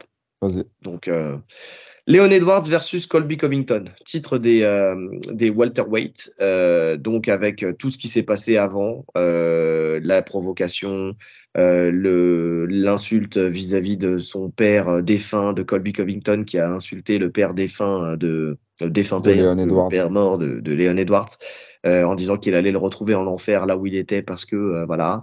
Il Donc beaucoup passera le bonjour. d'émotions. Voilà, beaucoup d'émotions pour Edwards qui a confié après qu'il avait pleuré dans les coulisses. On sait aussi qu'ils étaient partis chercher dans la chambre d'hôtel de Colby Covington avec toute son équipe. Enfin, il y a eu quand même pas mal d'émotions. On avait dit dans l'analyse qu'on espérait que ça n'allait pas avoir un impact sur Edwards dans le combat, qu'il allait rester focus. Ça a été le cas. Ça a été le cas sur tous les rounds, même peut-être un peu trop. C'est-à-dire que tu vois, c'est quand il doit rester focus, en fait, il est trop focus, c'est-à-dire qu'il laisse même pas la possibilité quand même à un petit coup d'éclat qui pourrait faire la différence. Tu sens qu'il était dans le contrôle du début à la fin et que, en gros, son coach l'a mis dans un tunnel, dans un couloir où il devait pas en sortir. Et donc, tu sens quand même, ça, c'est le seul truc qui me fait un peu peur avec Edward, c'est que si son coach il est pas là, ou si il y a un truc qui le fait sortir du tunnel, et ben pour le remettre dedans, il va falloir aller le chercher. D'accord? Et seul son coach sait le faire. Et c'est même comme ça peut rester encore compliqué. Et on l'avait vu contre Ousmane où quand il sort du tunnel, où il est plus dedans, où il a le regard dans le vague et que tu sens qu'il est là physiquement, mais dans sa tête, il est plus là. Tu sens que voilà, ça peut être laborieux. Là, il a réussi à rester focus. Donc bravo à son coach, mais en même temps, ça nous a privé peut-être d'un coup Sa mère d'éclat aussi, apparemment. possible. De ce qu'il a dit, c'est vraiment les deux personnes qui ont réussi à faire qu'il pète pas les plombs. C'est sa mère et son coach. Ouais, Tu sens ouais, aussi ouais. que sa mère, elle a un gros impact sur lui. Bah, elle l'a élevé tout seul, hein, et il fait ça pour elle. Donc, tu vois, il sait qu'il n'a pas le droit de tout niquer, en fait, pour rien, pour un mec qui en vaut même pas le coup, en plus. Ouais. Donc c'est ça le truc. Parce que Colby Covington, il en vaut pas le coup, hein. Honnêtement, comme raclure humaine, il est là, hein. Bref, on y va. Round 1. Edwards en fausse garde, ça c'est le truc déjà. Il y avait certaines personnes qui en avaient parlé de cette potentialité de se mettre en fausse garde, et effectivement c'est ce qu'il a fait. Nous on n'en avait pas parlé de ça, effectivement dans Edwards, l'analyse. Edwards, ouais. comment ça en fausse garde? En gaucher? Non, il est en droitier en début Ah, du donc combat. en garde. Oui, en fausse garde Bah, pour il est en lui. fausse garde pour lui. Il Ok, est en fausse oui. garde pour lui. Oui, Ok. rappelons que Edwards est gaucher. Donc, il cadre Colby avec son jab et il commence gentiment avec ses low kicks. Ça va être le fil rouge de tout le combat, hein, on va pas se mentir. Colby cherche à boxer et commence à venir à la collision pour casser la distance, mais Edwards se remet en garde à chaque fois de gaucher, en fait. Donc, à chaque fois qu'il vient à la collision, tu as Edwards qui se remet en garde de gaucher justement pour toucher et contrer Colby. En fait, tu sens que ils ont travaillé, et ça c'est très intelligent, en fonction de la situation, il y a une garde qui change. C'est-à-dire que il change de garde à chaque fois qu'il y a une tentative de déplacement de Colby Covington. En fait, tu sens qu'il suit avec son changement de garde. Quand ça avance, quand ça recule, de la même manière. C'est-à-dire que quand il vient à la collision, il se remet en garde de gaucher parce qu'il est plus à l'aise dans sa défense et parce que dans sa défense de boxe et parce qu'il sera plus percutant avec sa gauche justement qui redevient son bras Mhm. fort parce qu'il est derrière. Tu sens que voilà, il vient, il contre et il vient toucher salement avec sa gauche en direct. D'ailleurs, sur les phases de contre synchrone. donc, euh, donc voilà, y a vraiment cette intelligence dans la C'est gestion de bien cette fait. garde. C'était Ouais. bien fait, ce changement de garde. Tu sens aussi que des fois, il change de garde en fonction des changements de garde de Colby lui-même pour Mm. aussi éloigner sa jambe du single. Donc, c'est. En fait, tout ce qu'il a fait a permis à conserver sa distance du début à la fin. Il Oui. était toujours dans sa distance à lui. Il a mis sa pression. D'ailleurs, c'était la question qu'on se posait, c'était ça en fait. C'était qui va mettre la pression, parce que le jeu de Colby, logiquement, c'est de mettre la pression.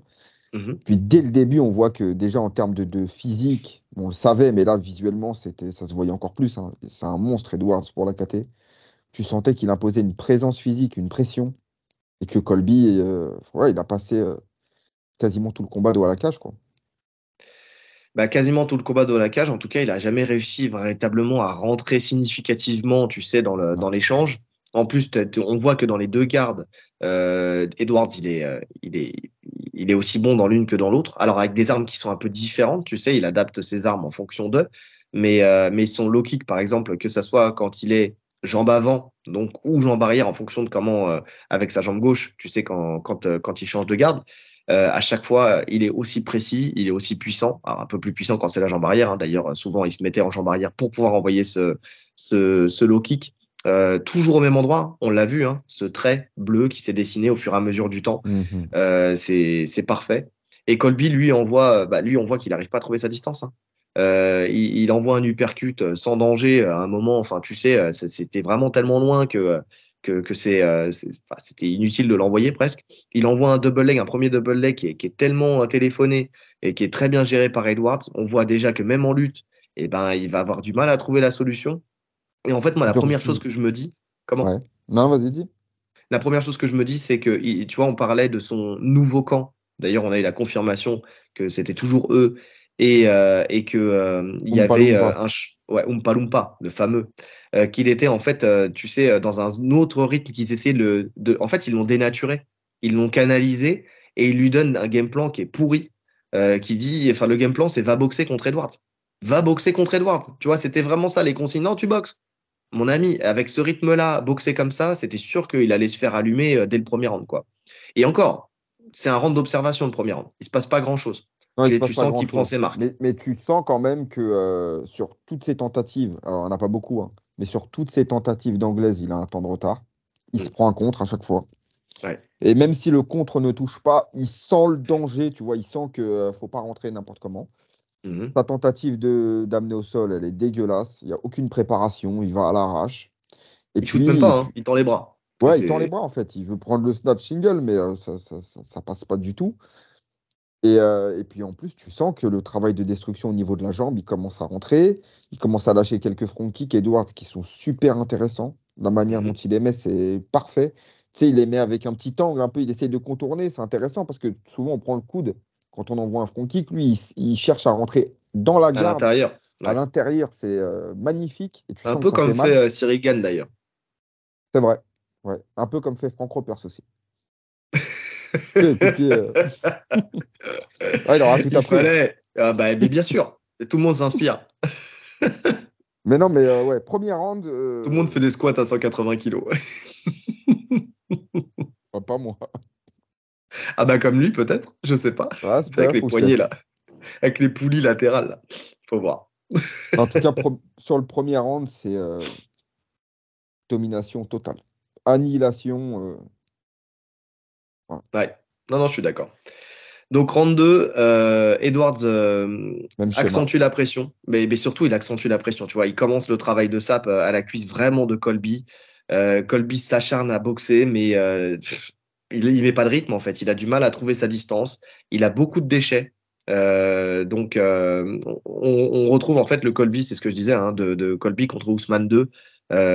Donc c'est vraiment ça quoi. Tu vois, il n'a pas fait d'ajustement en fait. Même si à la fin des rounds il commence à le faire, mais c'est voilà son changement de team en fait c'est vraiment une catastrophe pour lui, vraiment pour le coup. Et on le verra aussi dans les interrounds. Hein, tu sais, j'ai un peu noté dans les interrounds, tu sais, tu sens c'est un peu laborieux. Pour Edwards, quel que soit en fait l'arme, c'est précis, c'est efficace, que ce soit les low kicks, que ce soit C'est ce les que jabs, j'ai que ce noté. soit les front kicks. En fait, tout est efficace là-dedans. C'est ce que j'ai Tout est noté. C'est efficace. fou, hein. On en avait parlé dans l'analyse. C'est que Edward, c'est pas un débit de fou. C'est un mec qui Non. a besoin de choisir ses coups. Et là, le rythme du combat lui permettait tout à fait ça. Hein. Mm. Le fait qu'il dicte le rythme, ça lui permettait de juste sélectionner ses coups au bon moment. Mais tu sens que là, chaque coup qu'il envoie, ça touche et ça fait mal. Ouais. Ouais, mais tu sens, hein, d'ailleurs, tu vois que même dans le non-verbal, tu sais, tu sens que Colvington, il est un peu perdu, quoi. Tu vois, il a les yeux dans le vague. Quand il retourne, parce que là, bon, le round, il est Le round, il encore, se finit comme ça. il Ça, se finit on comme ça, reste sur hein, du striking, ouais. c'est ça. C'est juste avec plus de pression d'Edwards. D'ailleurs, le round est encore à la faveur d'Edwards. Mais tu sens que quand il retourne dans son coin, tu sens qu'il est pas bien. Tu sens qu'il cherche une solution, il est perdu, tu vois. C'est vraiment, tu sens que ça va pas, qu'il arrive pas à trouver son rythme et c'est pas bon. Et tu vois le camp de Colby qui lui dit que c'est le challenger qui doit se bouger, mais en même temps, il lui donne pas trop de solutions. Tu vois, il bégaye un petit peu. Tu t'entends son coach, t'entends que ça. Tu sens que lui-même, tu sais, il est en train d'essayer de trouver une solution. Ah, le game plan qu'on Une t'a donné, solution qu'il n'a pas parce qu'ils mais n'ont c'est ça. jamais entraîné des gens à ce niveau-là, je pense. Mais c'est ça, et tu sens que mais même sans avoir entraîné des gens à ce niveau-là, c'est juste que voilà, ils sont nuls. Point, c'est tout. Ouais, c'est vrai. C'est C'est vrai. nul. Point, c'est Non, tout. c'est Faut vrai. pas chercher plus loin. C'est tu Pas les une vois les question de deux. niveau, c'est qu'ils T'en as un, ils ont pas t'as de Oompa réponse. Loompa. T'as Oompa Loompa qui parle, il a mis un game plan en place, il pensait qu'il allait réussir à rivaliser en boxe avec un mec qui est 2 fois plus grand et 2 fois plus costaud et qui a un niveau de boxe, c'est peut-être le meilleur de toute la catégorie. Il pensait qu'il allait le faire rivaliser sur la boxe. Il met même pas une stratégie en place sur la lutte. Alors la lutte, en fait, c'est à partir du round 3 là où il lui demande quand même de changer de niveau. Enfin, il attend 2 rounds pour lui dire de changer de niveau. T'as un lutteur exceptionnel d'entre les mains. Qu'est-ce que tu fais? Déjà, tu sens que les mecs, c'est des boxeurs qui ne connaissent rien à la lutte. Donc derrière, ils peuvent pas le guider sur la lutte. Non, mais Enfin, en plus, c'est si la stratégie c'était de laisser Edward se fatiguer sur les deux premiers et d'accentuer le rythme sur le troisième, commencer à lutter, c'est impossible qu'il se fatigue quand c'est lui qui dicte le rythme. Le rythme, il était beaucoup trop bas. Et c'est bien Colby qui sûr. subissait la pression et c'est Colby qui se fatiguait. Parce que malgré son excellent cardio dont tout le monde parle et dont même nous, on a parlé, Colby, au rythme du combat, il fatigue tout autant que Edwards. Hein. En Oui, fin de bien sûr. combat, il est tout autant épuisé qu'Edwards. Hein.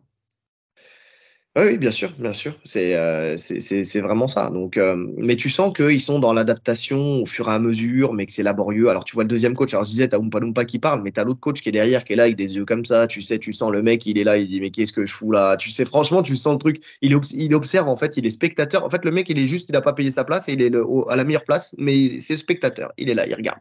Ah ouais, ok, ok, ok, ok. Aïe, aïe, aïe, ça me faisait mal pour Colby qui était là, en fait, qui était en Ah, demande moi, ça me de faisait pas mal, solution. moi. Non, non, Ah, ça mais me faisait pas mal. quand je Démerde-toi. dis, quand je Coach-toi dis tout ça, seul. Demande à Trump. Non, mais tu vois ce que je veux dire quand je dis ça me faisait mal pour Colby, c'est, tu vois, le mec qui est en demande de solution et tu sais, il regarde ses coachs et ah ouais, ça va pas venir de vous en vrai. En vrai, ça va pas venir de vous. Mais c'est un soldat discipliné parce que effectivement, il s'exécute tout de suite et il essaye un takedown téléphoné encore une fois qui est donc bien géré une nouvelle fois Ça part par de trop Edwards. loin, ça part de Mais, tellement mais loin. oui, et puis c'est pas préparé. C'est pas préparé, il se jette, quoi. Donc, de son côté, il continue à matraquer la cuisse de Covington. Covington lance enfin un double leg dans le bon timing, mais Edwards le bloque bien, mais il fait une erreur qui reproduira pas d'ailleurs par la suite, c'est-à-dire qu'il Ouais, prend on se l'overhook, retrouvera dans la il même le plante, situation. voilà. Il le plante dans le sol, mais il essaie de passer sa jambe tout de suite pour prendre le dos. Mais bon, je veux bien il s'est senti facile, mais ça reste Covington quand même dessus. On lui fait pas. Non, c'est ça. Il arrive à le remettre, vu qu'il a le bras sous l'aisselle, à le remettre, à rejoindre ses mains dans son dos et à le stabiliser sur le dos. Ouais, il le bascule et il lui prend le body lock. Ouais. Sauf qu'il tombe dans la garde d'Edwards et Edwards serein. Lui, bah voilà, hein, il pousse, il prend un peu de distance. Hop, juste ce qu'il faut le nécessaire pour placer ses jambes en opposition avec Colby. C'est Et il ouf. se remet debout. Il se remet 15 debout avec secondes. une grande facilité. Ouais, non, franchement. Il l'a maintenu 15 secondes. Ouais. Ça veut dire Non, que c'est. Edwards, il a fermé la garde. Dès qu'il a décidé d'ouvrir pour sortir, il est sorti. Il a Hmm, fait une petite langouste, tibia en voilà. barrage au niveau de la jambe. Il a repris la distance avec la main sur l'épaule. Il s'est relevé. Et puis, il s'est relevé. Il Il s'est s'est relevé relevé. comme s'il avait un enfant sur lui. C'est ouf. Et derrière, boum, high kick. Ouais, en High sortie, kick tout et de suite. en plus un high kick en sortie qui vient toucher l'arrière de la tête. Tu sens Ouais. qu'il a planté la tête de Colby Covington dans la cage. Franchement, il aurait très bien pu, ça aurait pu très bien pu faire plus de dégâts cet high kick. Donc voilà. Et en plus de ça, bah, pour montrer qu'il est dominant, il va lancer lui son double leg. D'abord sprawlé, puis il vient resserrer les jambes de Colby et il l'amène au sol. Donc C'est là que tu sens quand même qu'il est ultra puissant, Edwards. ouais, ouais, Il est ouais. ultra puissant parce que Colby, il le sprawl quand même. Ça reste un super lutteur, Colby. Et il le pousse à la cage, il joint ses mains, il l'arrache facilement, en fait. Vraiment, tu sens qu'il force pas. Ouais. Ouais, et puis en plus, tout de suite avec sa jambe, il vient crocheter pour continuer à garder les jambes serrées de Colby. Alors les commentateurs d'RMC, oh l'erreur, l'erreur, ah mais finalement c'est pas mal du tout, tu sais. Non mais je dis ça, c'est pas pour mettre une cartouche aux commentateurs d'RMC, parce Non, qu'en plus de surtout, ça, il y a Chris Guénache, tu vois, ouais, qui fait c'était un top super les deux. Là, travail. c'est vrai qu'en Voilà, réécoutant tout, là, c'était top. donc C'était moi Michael j'ai pas Legault et Chris réécouté. Guénache. Voilà, donc c'est les deux qui maîtrisent leur sujet et tout ça. Mais juste pourquoi, c'est pas pour les commentateurs, mais c'est pour l'ensemble du monde du MMA. Arrêtons de sous-estimer la lutte et le sol de Edwards. Le mec, il est bon dans ces deux domaines aussi. Ce n'est pas qu'un striker. Et c'est là où tu vois la différence, parce que j'ai écouté donc en première lecture, quand je l'ai vu en live, j'étais sur RMC. Et quand j'ai repris, quand j'ai fait l'analyse, j'étais avec les commentaires américains, tu vois. Et tu vois que c'est beaucoup plus serein hein, aux États-Unis. Ils sont sereins sur l'amener au sol d'Edwards. Ils ont compris que le mec, il peut t'amener parce qu'il est puissant, parce qu'il a de la technique, parce que voilà, parce qu'il peut être dominant. Non, mais Et les gars, justement, il dit c'est il a magnifique, amené c'est tout le monde. magnifique. Edwards Oui, a amené tous ses adversaires au sol. Et il a été au voilà. sol avec tous ses adversaires. Il a dominé tous ses adversaires. Et quand je dis dominer, il a été au sol avec Gunnar Nelson, il a été au sol avec Diaz, il a été au sol avec des mecs très forts, tu vois. Hmm. Donc maintenant, on devrait quand même être rassuré. Je pense qu'il a assez prouvé au niveau de son sol et au niveau de sa lutte, qu'elle soit défensive ou offensive, qu'il a le niveau pour rivaliser avec tout le monde. Mais surtout quand tu vois avec quelle facilité il s'est relevé dans le round, enfin dans les secondes d'avant, tu te dis bah alors même s'il l'amène au sol, qu'est-ce que ça peut faire en vrai? Tu sais que Colby c'est pas un soumetteur. Tu Ouais. sais que Edwards il est très frais et qu'il peut se relever comme il veut. Il vient de le prouver à l'instant. Bah, quoi, quelle erreur? Il n'y a pas d'erreur, en vrai. Il vient, il essaye de l'amener, ça foire, c'est pas grave, il va se relever. Et d'ailleurs, tu vois que 2 secondes après, t'as comment Colby qui réussit à se remettre à genoux et Edwards qui intelligemment, Il il force pas. contrôle, il prend Il appui sur force la pas la tête, il position. désengage.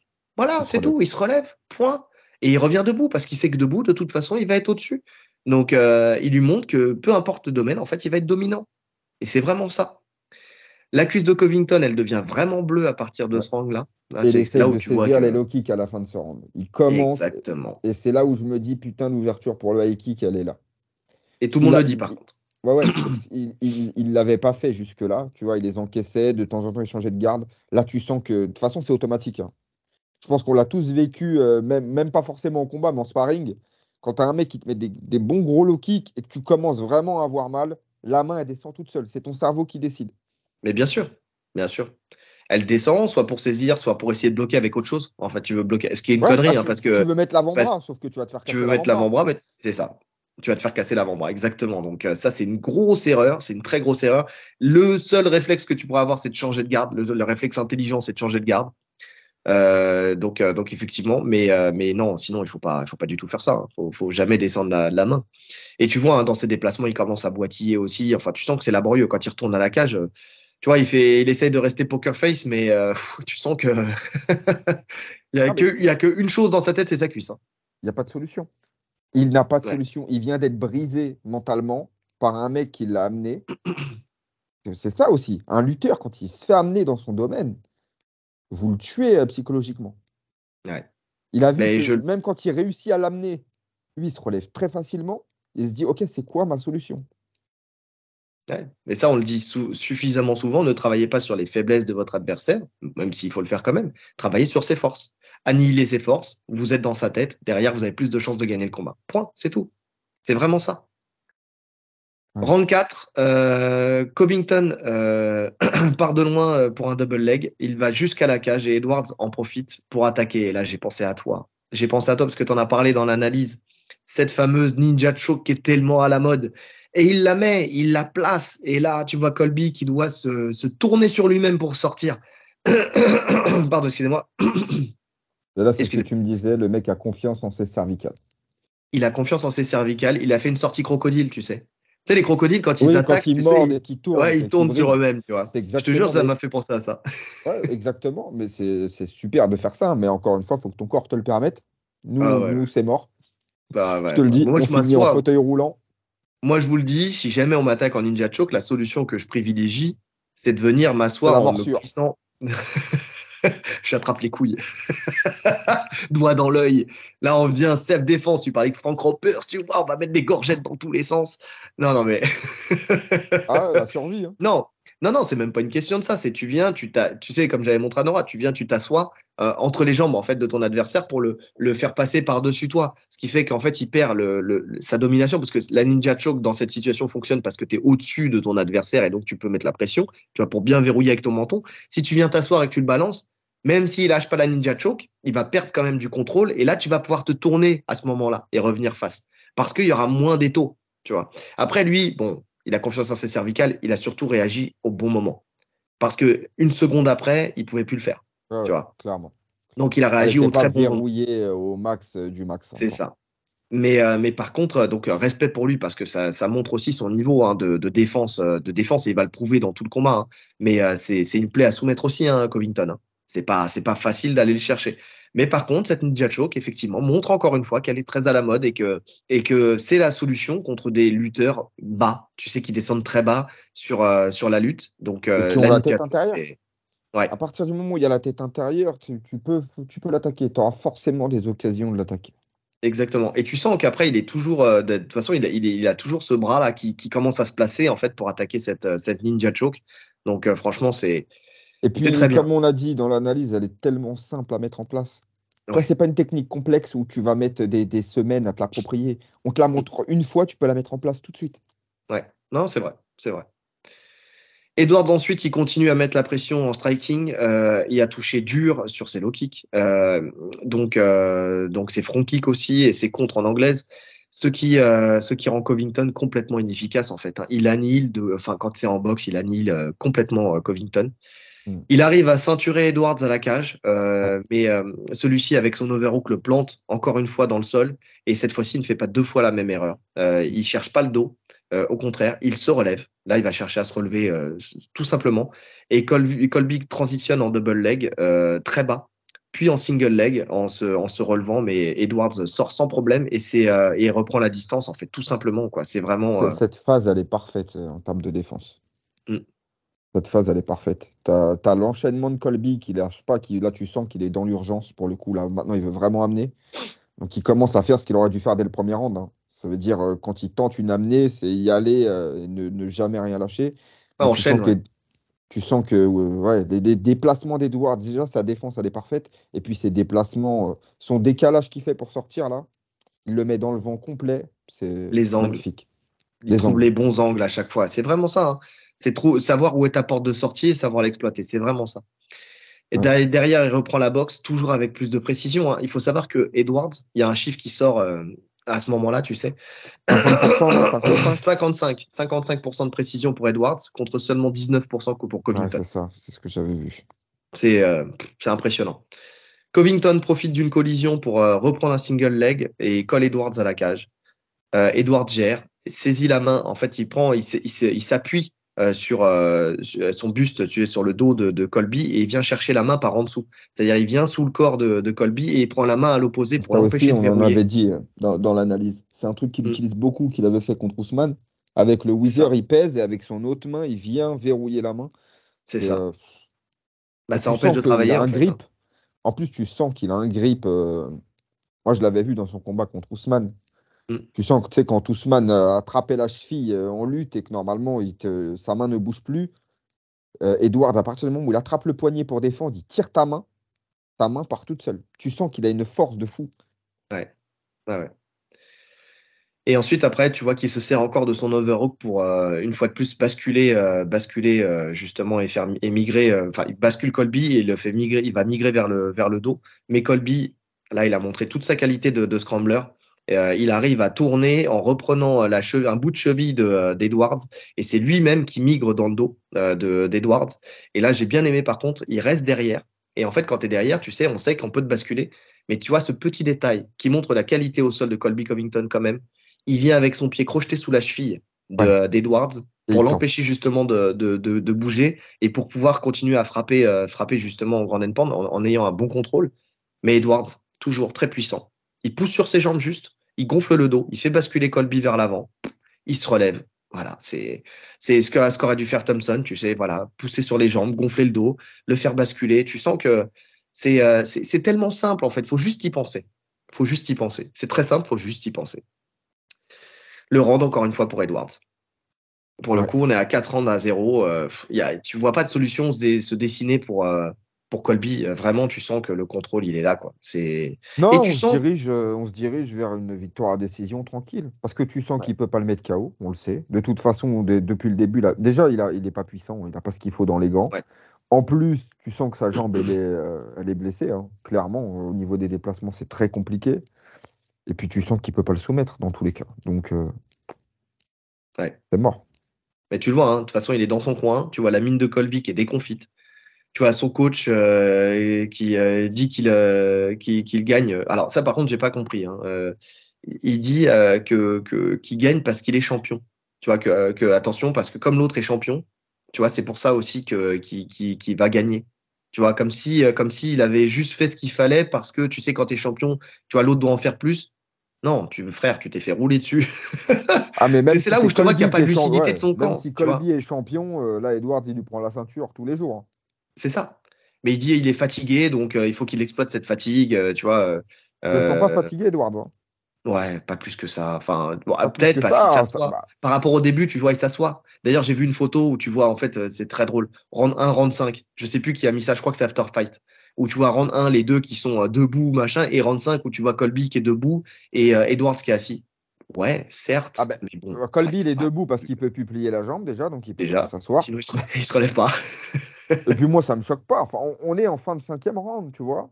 Mais je le Enfin, de sens pas quatrième. plus. Ouais, en fin de quatrième. Au début du cinquième, je le sens pas plus fatigué que ça. En tout cas, dans la cage, il nous montre pas de signe de fatigue. Non, pas de bouche ouverte, pas de manque de Ouais, lucidité, c'est ça en pas fait. Dans de. ses choix, quand il doit faire quelque chose, qu'il a besoin d'exploser et tout, tu sens il est là. Ouais. Non, je suis d'accord. Je suis d'accord. Donc, on entame le round 5. Edwards repart en droitier et place un high kick tout de suite. Tu vois, cet high kick qu'on attendait, mais c'est dommage parce qu'en fait, on l'attendait surtout suite au low kick, tu vois. Mais bon, il le sort là. Bon, allez, on y va, on l'envoie. Pourquoi pas? C'est sa marque de fabrique, un headshot dead. Colby prend un low single. Alors ça, c'était magnifique par contre. Et Ça, c'était projette beau. Edwards. Ouais, il était magnifique. Il veut le dos, mais Léon Edwards, tu sens qu'il prend tout de suite une grosse distance pour coller Attends, son dos à la je reviens cage. juste sur l'amener parce qu'on en avait parlé aussi dans l'analyse. Je nous fais un peu de Ouais. pub. Allez, vas-y, tu as Où raison. on avait dit que toutes les défenses à la cage, c'était mort. Enfin, toutes les amenées où Edwards avait le dos à la cage, c'était mort parce que sa défense allait trop au point. Par Mhm. contre, à partir du moment où tu saisis une jambe et que tu engages des pivots tout de suite, il ferait tomber. C'est ce qu'il a fait en fait. Sur le low single, il pivote tout de suite. Donc, difficile de s'organiser pour Edwards, il le fait tomber. Et là, comme tu as dit, après, par contre, tu sens qu'il rebondit. Et Ouais. c'est cette faculté à savoir où il est tout de suite. Parce qu'il y a eu du pivot, hein, donc tu perds Ouais, quand même surtout un qu'en peu plus, il le. l'arrache. Il le fait, le Voilà. décolle. Il lève sa jambe très haut, il l'arrache et il percute le sol et directement, plouf, il part tout de suite à la cage, quoi. Ah ouais, les deux mains au sol, il fait un mouvement pour reculer, il se colle à la cage tout de suite. Tu vois, quand tu prends Volkanovski, tu sais, quand il se fait amener en centre-cage et qu'il repart à quatre pattes, alors effectivement, c'est parce qu'il Qui manquait fait de l'erreur. lucidité, parce qu'il Ouais. était dans le spectacle et tout ça. Mais tu vois, ce mauvais choix par rapport à ce que fait là Edwards, qui tout de suite, lui, avec ses grands bras en plus, va vraiment se coller et s'asseoir dos à la cage. Bah, tu sens que voilà, il y a une réflexion qui est là. Tu sens que c'est prêt. Tu vois, ça a été travaillé, c'est assimilé, Ouais, ouais. Mais après, il y a de tu sens, l'expérience. à la différence d'un Volkanovski qui a un style plus lutteur, que je Hmm. qualifierais plus de lutteur, tu sens que ça, c'est des trucs de lutteur, de revenir à quatre pattes et de partir. Tu sens que, il a confiance en son JJB, Edwards. Il est très à l'aise sur le dos. C'est pour ça Oui. qu'il peut se permettre de rester sur le dos pour reculer. Ça lui pose pas de problème du tout. Ouais, c'est vrai. Colby le ceinture et essaie de mettre le crochet sur la jambe d'appui d'Edwards. Donc ça, c'est toujours le chemin. Tu sais, tu veux l'empêcher de se relever. Donc il faut crocheter cette jambe qui est le plus loin de la cage, en fait, finalement, pour l'avaler et l'absorber. Mais il se relève. Et c'est lui qui parvient, et c'est ça que j'adore. Putain, il arrive, il est ceinturé, il se relève, il arrive à rentrer le bras à l'intérieur et il reprend après et c'est lui qui ceinture Colby. Il l'arrache. Enfin, il essaye de l'arracher. T'as Colby, par contre, comme un très bon lutteur, très bon réflexe. Il vient, il enroule la jambe d'Edwards pour l'empêcher de l'arracher complètement. Donc, ce qui l'empêche de faire, justement. Mais derrière, tout de suite, il transitionne. Il l'emmène face contre terre, Il passe bah, la tu sais, jambe vers devant. l'avant. C'est Il ça, il passe passe sa sa jambe jambe devant devant. pour projeter. Magnifique. L'amener classique avec le body lock quand on est dans cette position, hein. C'est ça. Et en plus, ça lui donne le chemin vers le dos. Donc, il essaye de prendre le dos. Mais malheureusement, il a un crochet. Et tu vois, c'est là, tu vois la différence avec Shafkat de tout à l'heure. C'est qu'il sait qu'il a qu'un crochet, il tente pas l'étranglement. Il essaye de s'installer. Il essaye de le reprendre, tu sais, de reprendre un dos correct. Mais il sent que Colby, il se glisse. Il essaie de nager avec ses épaules, de tourner ses hanches. En fait, il essaie de se remettre à plat dos au sol. C'est exactement ce qu'il faut faire pour sortir du dos. La porte, elle est ouverte. Il faut aller le chercher. Et puis en plus de ça, bah, ça empêche tout étranglement possible. Il arrive à repasser à genoux, mais Edwards arrive à prendre le triangle inversé. Tu sais, en fait, il est toujours un peu dans le dos, donc il arrive à prendre ce triangle inversé. Il sait qu'il n'est pas juste, qu'il n'est pas bien ajusté sur le triangle inversé, donc il arrive à repasser sa jambe devant l'épaule de Covington et il prend le triangle classique. Et pour moi, là, il commet l'erreur qu'il ne devait pas commettre. Il attaque le bras. Il est sur un triangle qui est ultra verrouillé. Il est en plus dans le triangle, quand tu es légèrement de côté comme ça, ta cuisse elle est sous la carotide, c'est exactement là où il faut être. Tu vois, enfin, tu sais, il avait juste à aller chercher sa jambe. Je sais pas s'il aurait pu le faire taper, mais en tout cas, il avait plus de chances de le faire taper avec ce triangle. Il choisit en fait de tirer tout de suite le bras sur le juji, ce qui fait que ses jambes sont très écartées, ce qui C'est fait qu'il y ça. a beaucoup d'espace. Et Ça en plus de re-rentre, il ça, re-rentre l'épaule. il a, comment dire, comme il attaque le juji et qu'il est de côté, il est sur un triangle. En fait, je vais nuancer la chose. Tu prends ton triangle, tu es dos au sol, ton adversaire il est au-dessus de toi, tu pontes, t'attaques le juji, t'es très bien. T'es très bien, entre guillemets. Ça crée de l'espace, mais en tout cas, t'es dans un angle qui est parfait. Là, il était de côté. Quand il vient qu'il attaque le bras, ça veut dire qu'il est sur son épaule et que Colby, il est encore à quatre pattes. D'accord? Ce qui fait que quand il ouvre tout, quand il prend cette distance-là, il laisse un espace et en plus de ça, son angle fait que Colby peut lui mettre un petit coup de pression pour justement le mettre à plat ventre, tu sais, et réussir à sortir. Là, c'est le manque de lucidité, il est là. Tu as ton triangle, il est bien, il est Ouais, verrouillé, clairement. tu le prends, tu viens, tu vas le matraquer à coups de coude. Derrière, tu peux attaquer le bras, mais d'abord, tu sécurises ta position. Là, tu sens qu'il s'est dit, ah, c'est là, c'est bon, c'est là, tu vois. Et en Ouais, fait, ouais. non, tu fais Et pas ça, quoi. ça Tu fais pas ça. c'est ce qu'on disait, c'est une erreur qu'on voit souvent, hein, en compétition, même en grappe, hein. Les gars, quand vous avez un triangle verrouillé, Bon, hormis si c'est une situation d'urgence, il reste quelques secondes, vous perdez au point. Parce qu'en fait, c'est ça. Le triangle, vous ne ferez pas taper tout de suite sur un triangle. C'est un Oui. étranglement sanguin où il y a des mecs qui vont résister un long moment, mais qui vont Hmm. taper à l'usure. Là, il avait tout le temps. À partir du moment où vous êtes verrouillé, par contre, le mec ne sortira pas. Donc, vous avez tout le temps de réajuster. Et là, c'est ce qu'il aurait dû faire. Réajuster son triangle. Il restait du temps. En plus, il gagne au point, donc il n'a aucune raison de se précipiter. Mais ouais, je pense qu'il a voulu, il a vu le bras, ouais. Manque de lucidité, c'est Ouais. exactement ça. Il a voulu tirer le bras tout de suite, ce qui a permis à Colby de sortir. Mais surtout qu'en plus de ça, quand tu as ce triangle-là, quand tu es de côté, tu vois, quand t'as plusieurs solutions sur le bras, en fait, qui va s'offrir à toi. On va vous faire un petit cours en live, tu sais.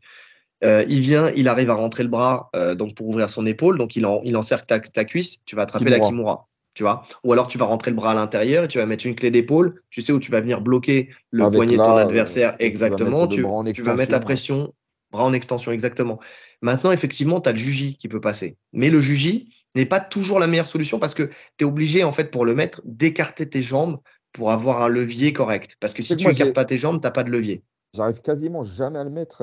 Après, c'est bon, ça doit être moi qui le fais mal, hein. Mais j'ai du triangle. Souvent, justement, quand j'attaque le juji, j'ouvre trop mes jambes et le mec re-rentre son bras. Donc j'ai Mm. besoin, moi, de repasser en juji classique, c'est-à-dire de faire l'effort de déverrouiller mon Voilà, triangle pour repasser ma jambe et d'attaquer un voilà. vrai juji. Là, je me Donc sens plus sinon, sécure. tu as cette solution-là où tu viens verrouiller tes deux jambes, mais au niveau de la tête de ton adversaire. Et là, il faut être très rapide parce que sinon, bah, c'est pareil, le contrôle, c'est pas le meilleur. Donc, le mec peut essayer de s'échapper. Et sinon, tu as une dernière solution, celle que je préconise, c'est une espèce d'americana, un hybride Juji americana que tu mets quand tu as le triangle, où tu viens en fait coincer le coude entre tes jambes de ton adversaire et tu viens tirer le bras en fait ici, tu sais, là, de cette manière-là. En fait, tu viens vraiment bloquer le coude entre les jambes en fait, avec tes cuisses pour tirer en fait avec un angle sur l'épaule, qui est plus une clé d'épaule qu'un juji. Et là, celui-là te permet de rester verrouillé sur ton triangle et d'attaquer le bras. On le voit trop peu souvent, mais même en JJB, hein, on le voit trop peu souvent. Et c'est dommage parce que c'est vraiment un. Il faudrait que je le montre en vidéo. Je ne l'ai jamais montré celui-là sur la chaîne Alpha Fight Club. Un petit coup de pub d'ailleurs, chaîne Alpha Fight Club, si vous voulez des vidéos techniques sur YouTube. Donc il faudrait que je le montre parce que celui-là, il est très efficace. Et vraiment, pour le coup, là, s'il avait dû attaquer le bras, il aurait d'abord dû sécuriser son triangle, s'il voulait absolument attaquer le bras, Mm. et plus mettre ce triangle-là, cette clé de bras-là, plutôt que d'attaquer le Juji où il est vraiment tout écarté, en sachant qu'il est beaucoup plus grand. Et là, sa taille a fait défaut que Covington. Et Covington, c'est une anguille. Hop, il est sorti. Et on n'en parlait plus, quoi. Bon. Après, il recompose quand même sa garde, ce qui est pas forcément évident quand tu es si loin dans la position, tu sais, comme il était plus orienté vers le sol. Il recompose sa garde. Colby va travailler après jusqu'au bout sur son grand endpoint. Il va réussir à prendre la demi-garde. Il va pas réussir à passer. Il va réussir à passer dans la demi-garde, mais pas plus loin. Et tu sens un Tu sens Edwards Edwards qui accepte. qui est dans le contrôle, qui limite la casse, quoi. Il Il sait n'a qu'il pas a la gagné son volonté combat. il n'a Voilà. pas la volonté de se relever. Il est bien. Il a gagné. Ouais. Fin de l'histoire. Donc ça Alors, finit comme ça. c'est intéressant. J'ai regardé les stats.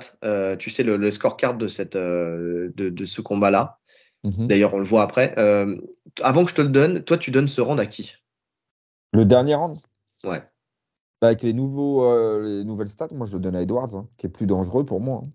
bah, on est d'accord.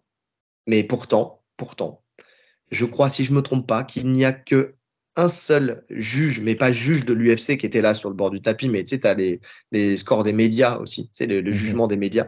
T'en as qu'un seul qui le donne à Edwards. Tous les autres l'ont donné à Colby. Ouais, mais tu vois, encore une fois, ça rejoint le truc qu'on a toujours dit, c'est que c'est pas clair au niveau des pointages. Tu sens qu'il y en a qui privilégient encore le contrôle alors que le contrôle n'est plus censé être privilégié. Franchement, c'est compliqué le pointage de l'UFC, hein. C'est très compliqué. Le pointage du MMA en général, c'est très compliqué à définir. Ouais, parce que tu vois, si on reprend, hein, c'est juste vite fait, hein, juste les grosses actions. Donc tu vois, donc Colby qui amène, bon, très rapidement, ok, c'est lui qui amène au sol.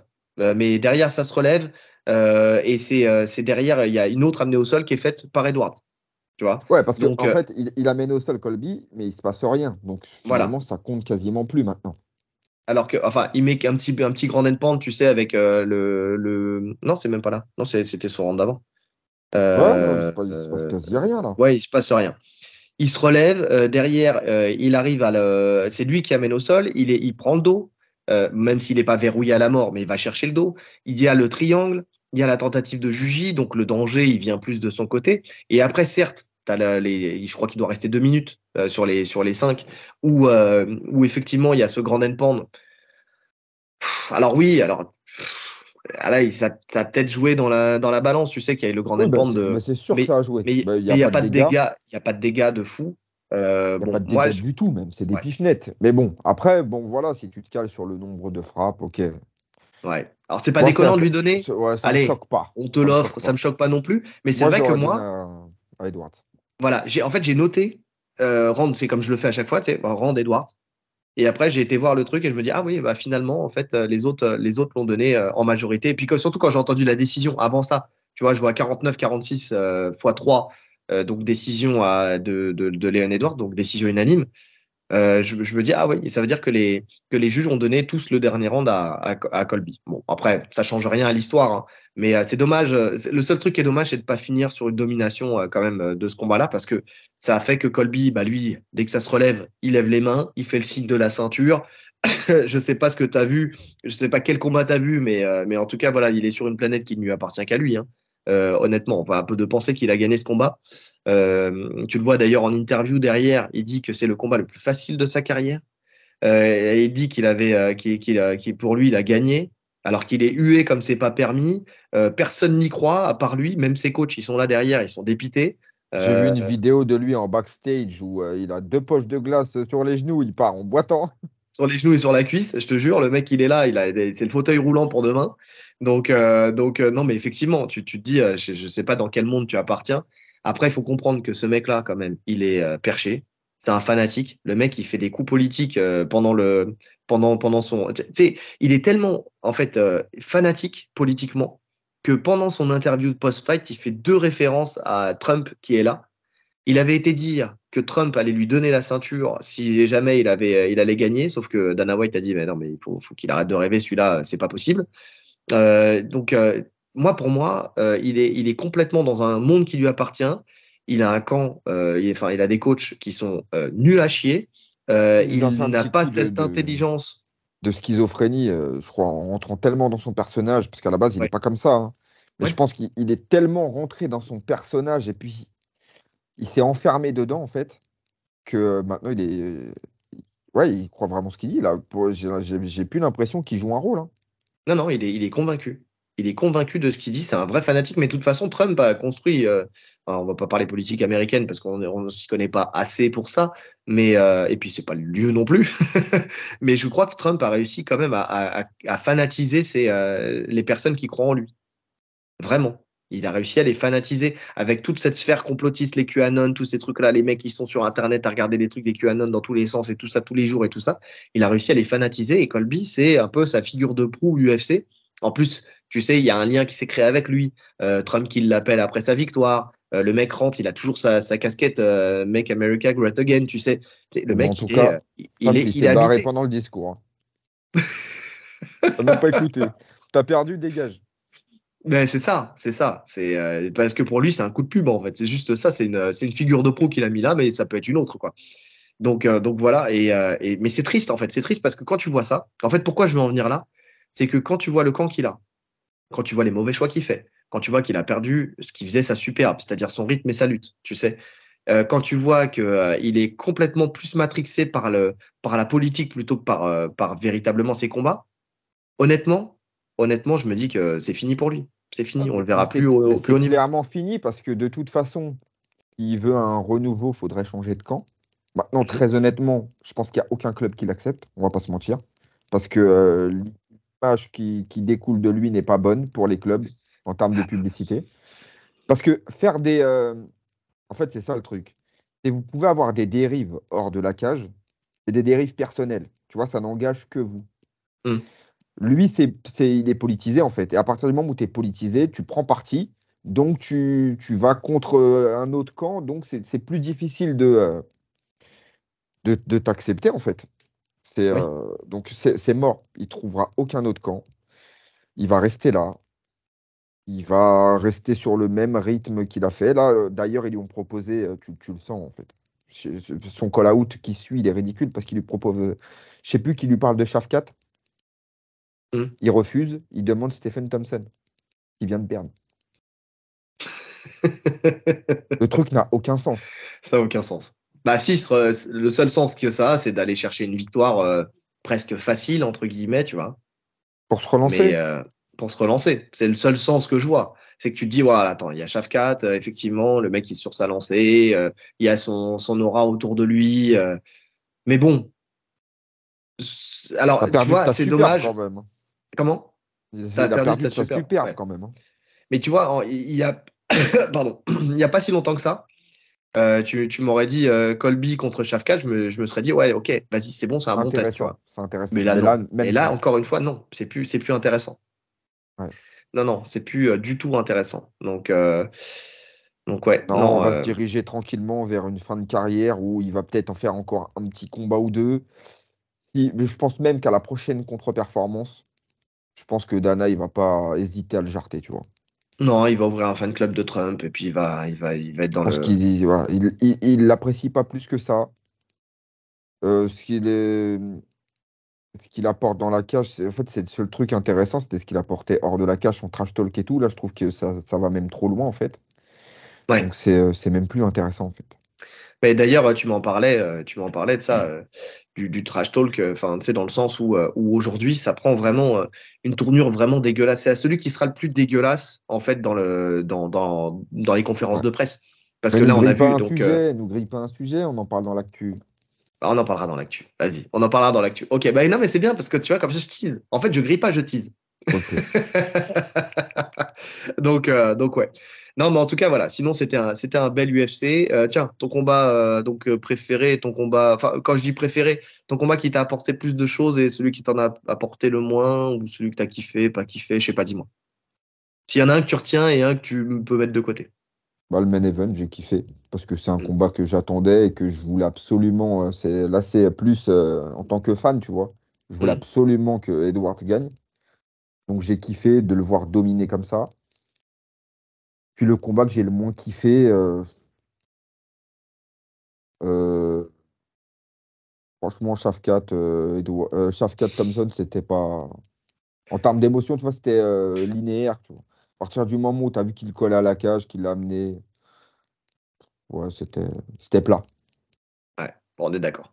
On est d'accord. C'était aussi mes deux combats, enfin les deux combats que j'avais en tête dans cet ordre-là. Donc ouais. Bah dites-nous vous en commentaire d'ailleurs ce que vous avez pensé de cette UFC, de nous dire aussi le combat qui vous a le plus hypé et le moins hypé. Si vous avez aimé cette UFC, parce que visiblement il y en a qui ont trouvé cette UFC moyen. Moi je sais pas, moi j'ai bien aimé. Hein. Je pense que enfin, un UFC moyen c'est pas ça, enfin pour moi. Non, non. Donc au contraire, je pense il y avait des choses, il y avait de la technique, il y avait beaucoup de, enfin, il y avait de la technique, hein, il y avait de la stratégie, il y avait de la technique, il y a des choses. Après, faut analyser, tu vois, mais quand tu analyses, tu te rends compte qu'il y avait quand même pas mal de choses à dire. Donc ouais, non, moi j'ai bien aimé cette UFC là. Donc c'est bien pour finir l'année, parce que c'était le dernier UFC de l'année. Donc ouais, non, c'était une bonne chose. Très, très bonne carte, c'est pas mal du tout. Encore une fois, grosse pression pour l'UFC 300 parce que quand tu vois des cartes comme ça, tu vois, tu te dis, qu'est-ce qu'ils vont bien pouvoir nous sortir? Surtout quand tu vois la 299 et on en Ah oui, c'est parlera. ce que j'allais te dire. On en parlera. Donc, tiens, en live, je vois sur Twitter, putain, on est en train d'enregistrer, on est vraiment sur les mêmes temporalités. Hein. Café Crème Sport qui est en train de sortir son On débrief, là, son débrief. récap aussi du 296. Donc, un big up à Clément et à Lionel justement de Café Crème Sport. Euh, Big up à vous. Donc voilà, c'est vrai ça fait longtemps qu'on n'avait pas fait de pub à, À Café bah, Crème Sport. au Café Crème Sport et puis même à d'autres podcasts. En vrai, on n'en parle pas plus que ça. Hein. Café Crème Sport, ça peut être aussi Fight Mind, ça peut être aussi. Alors, j'ai pas réécouté là ces derniers temps, mais il y a eu un renouveau pas mal du côté de la sueur qui depuis qu'ils ont un peu coupé les ponts avec Fernand, bah ils redeviennent un peu plus audibles. pour le coup, avec un bon travail de Rust, depuis qu'il fait les analyses ou les débriefs, c'est quand même un peu mieux. Et tu sens qu'il se concentre là-dessus, qu'il prend de l'expérience là-dessus aussi. On dit ça comme si c'est eux les tauliers, mais ils ont pris un peu d'expérience. C'est bien, ils progressent dans le game. Et et aussi Mandal, tu sais, alors on va tout citer, hein. Donc Mandal parce que j'adore les analyses encore une fois de Julien Casier, franchement, Mandal, c'est le truc Winamax. ouais, de Winamax, ouais. Ouais, j'aime beaucoup. C'est un des seuls. Tu sais, je varie selon les périodes. Des fois, j'écoute que ça, des fois, j'écoute que ça. Et là, c'est un des seuls que j'écoute en ce moment. Et toujours le RMC Fighter Club avec Alexandre Herbinet et avec mon pote de Saint-Ouen. Et oui, mon pote de Saint-Ouen, on se connaît depuis des années. Il donne des cours de boxe thaï à Saint-Ouen. Et puis voilà, Baba qui, en plus, là, on est dans du même quartier. Limite, moi, j'étais de Garibaldi, lui d'Arago, tu sais, voilà, je connais sa mère. Tu vois, c'est une histoire de famille, cette histoire, quand même. Donc, donc big up à sa mère qui a des ça aussi, voilà, pour le coup. Donc, excellente assistante maternelle. C'est le mec qui va trop loin, tu sais. Franchement, qui habite à tel endroit. Son numéro de téléphone est tu sais, si vous voulez laisser vos enfants, son numéro de téléphone est le 06. Le mec va trop loin.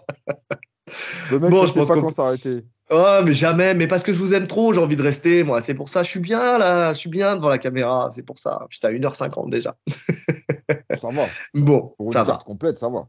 Ça va. Surtout avec des 50. Donc, abonnez-vous, likez, commentez, partagez, cliquez sur la cloche des notifications pour ne rien rater. Les 5 étoiles sur toutes les plateformes de podcast. Merci pour votre soutien. Merci pour les questions qui nourrissent le podcast d'actu semaine après semaine. Donc voilà, franchement, il y a... Hein, je croyais qu'on t'appelait. J'entendais vibrer, mais c'était un avion. Bref, c'est dans le micro, c'est ça, ça a fait bugger. Donc merci à tous pour votre soutien semaine après semaine. Les abonnés augmentent petit à petit, mais abonnez-vous. Si vous likez, si vous aimez. Petit à petit. Hein. Mais oui, abonnez-vous, putain, les 1000 là, road to 1000 abonnés là, on va les avoir. Quand je vous dis, on les aura dans 10 ans. Mais c'est pas grave, parce que on préfère la qualité à la quantité. Exactement, et on a que de la qualité. En tout cas, il reste plus qu'à vous souhaiter, surtout parce qu'à nous, ça va de soi. Une bonne journée ou une bonne soirée.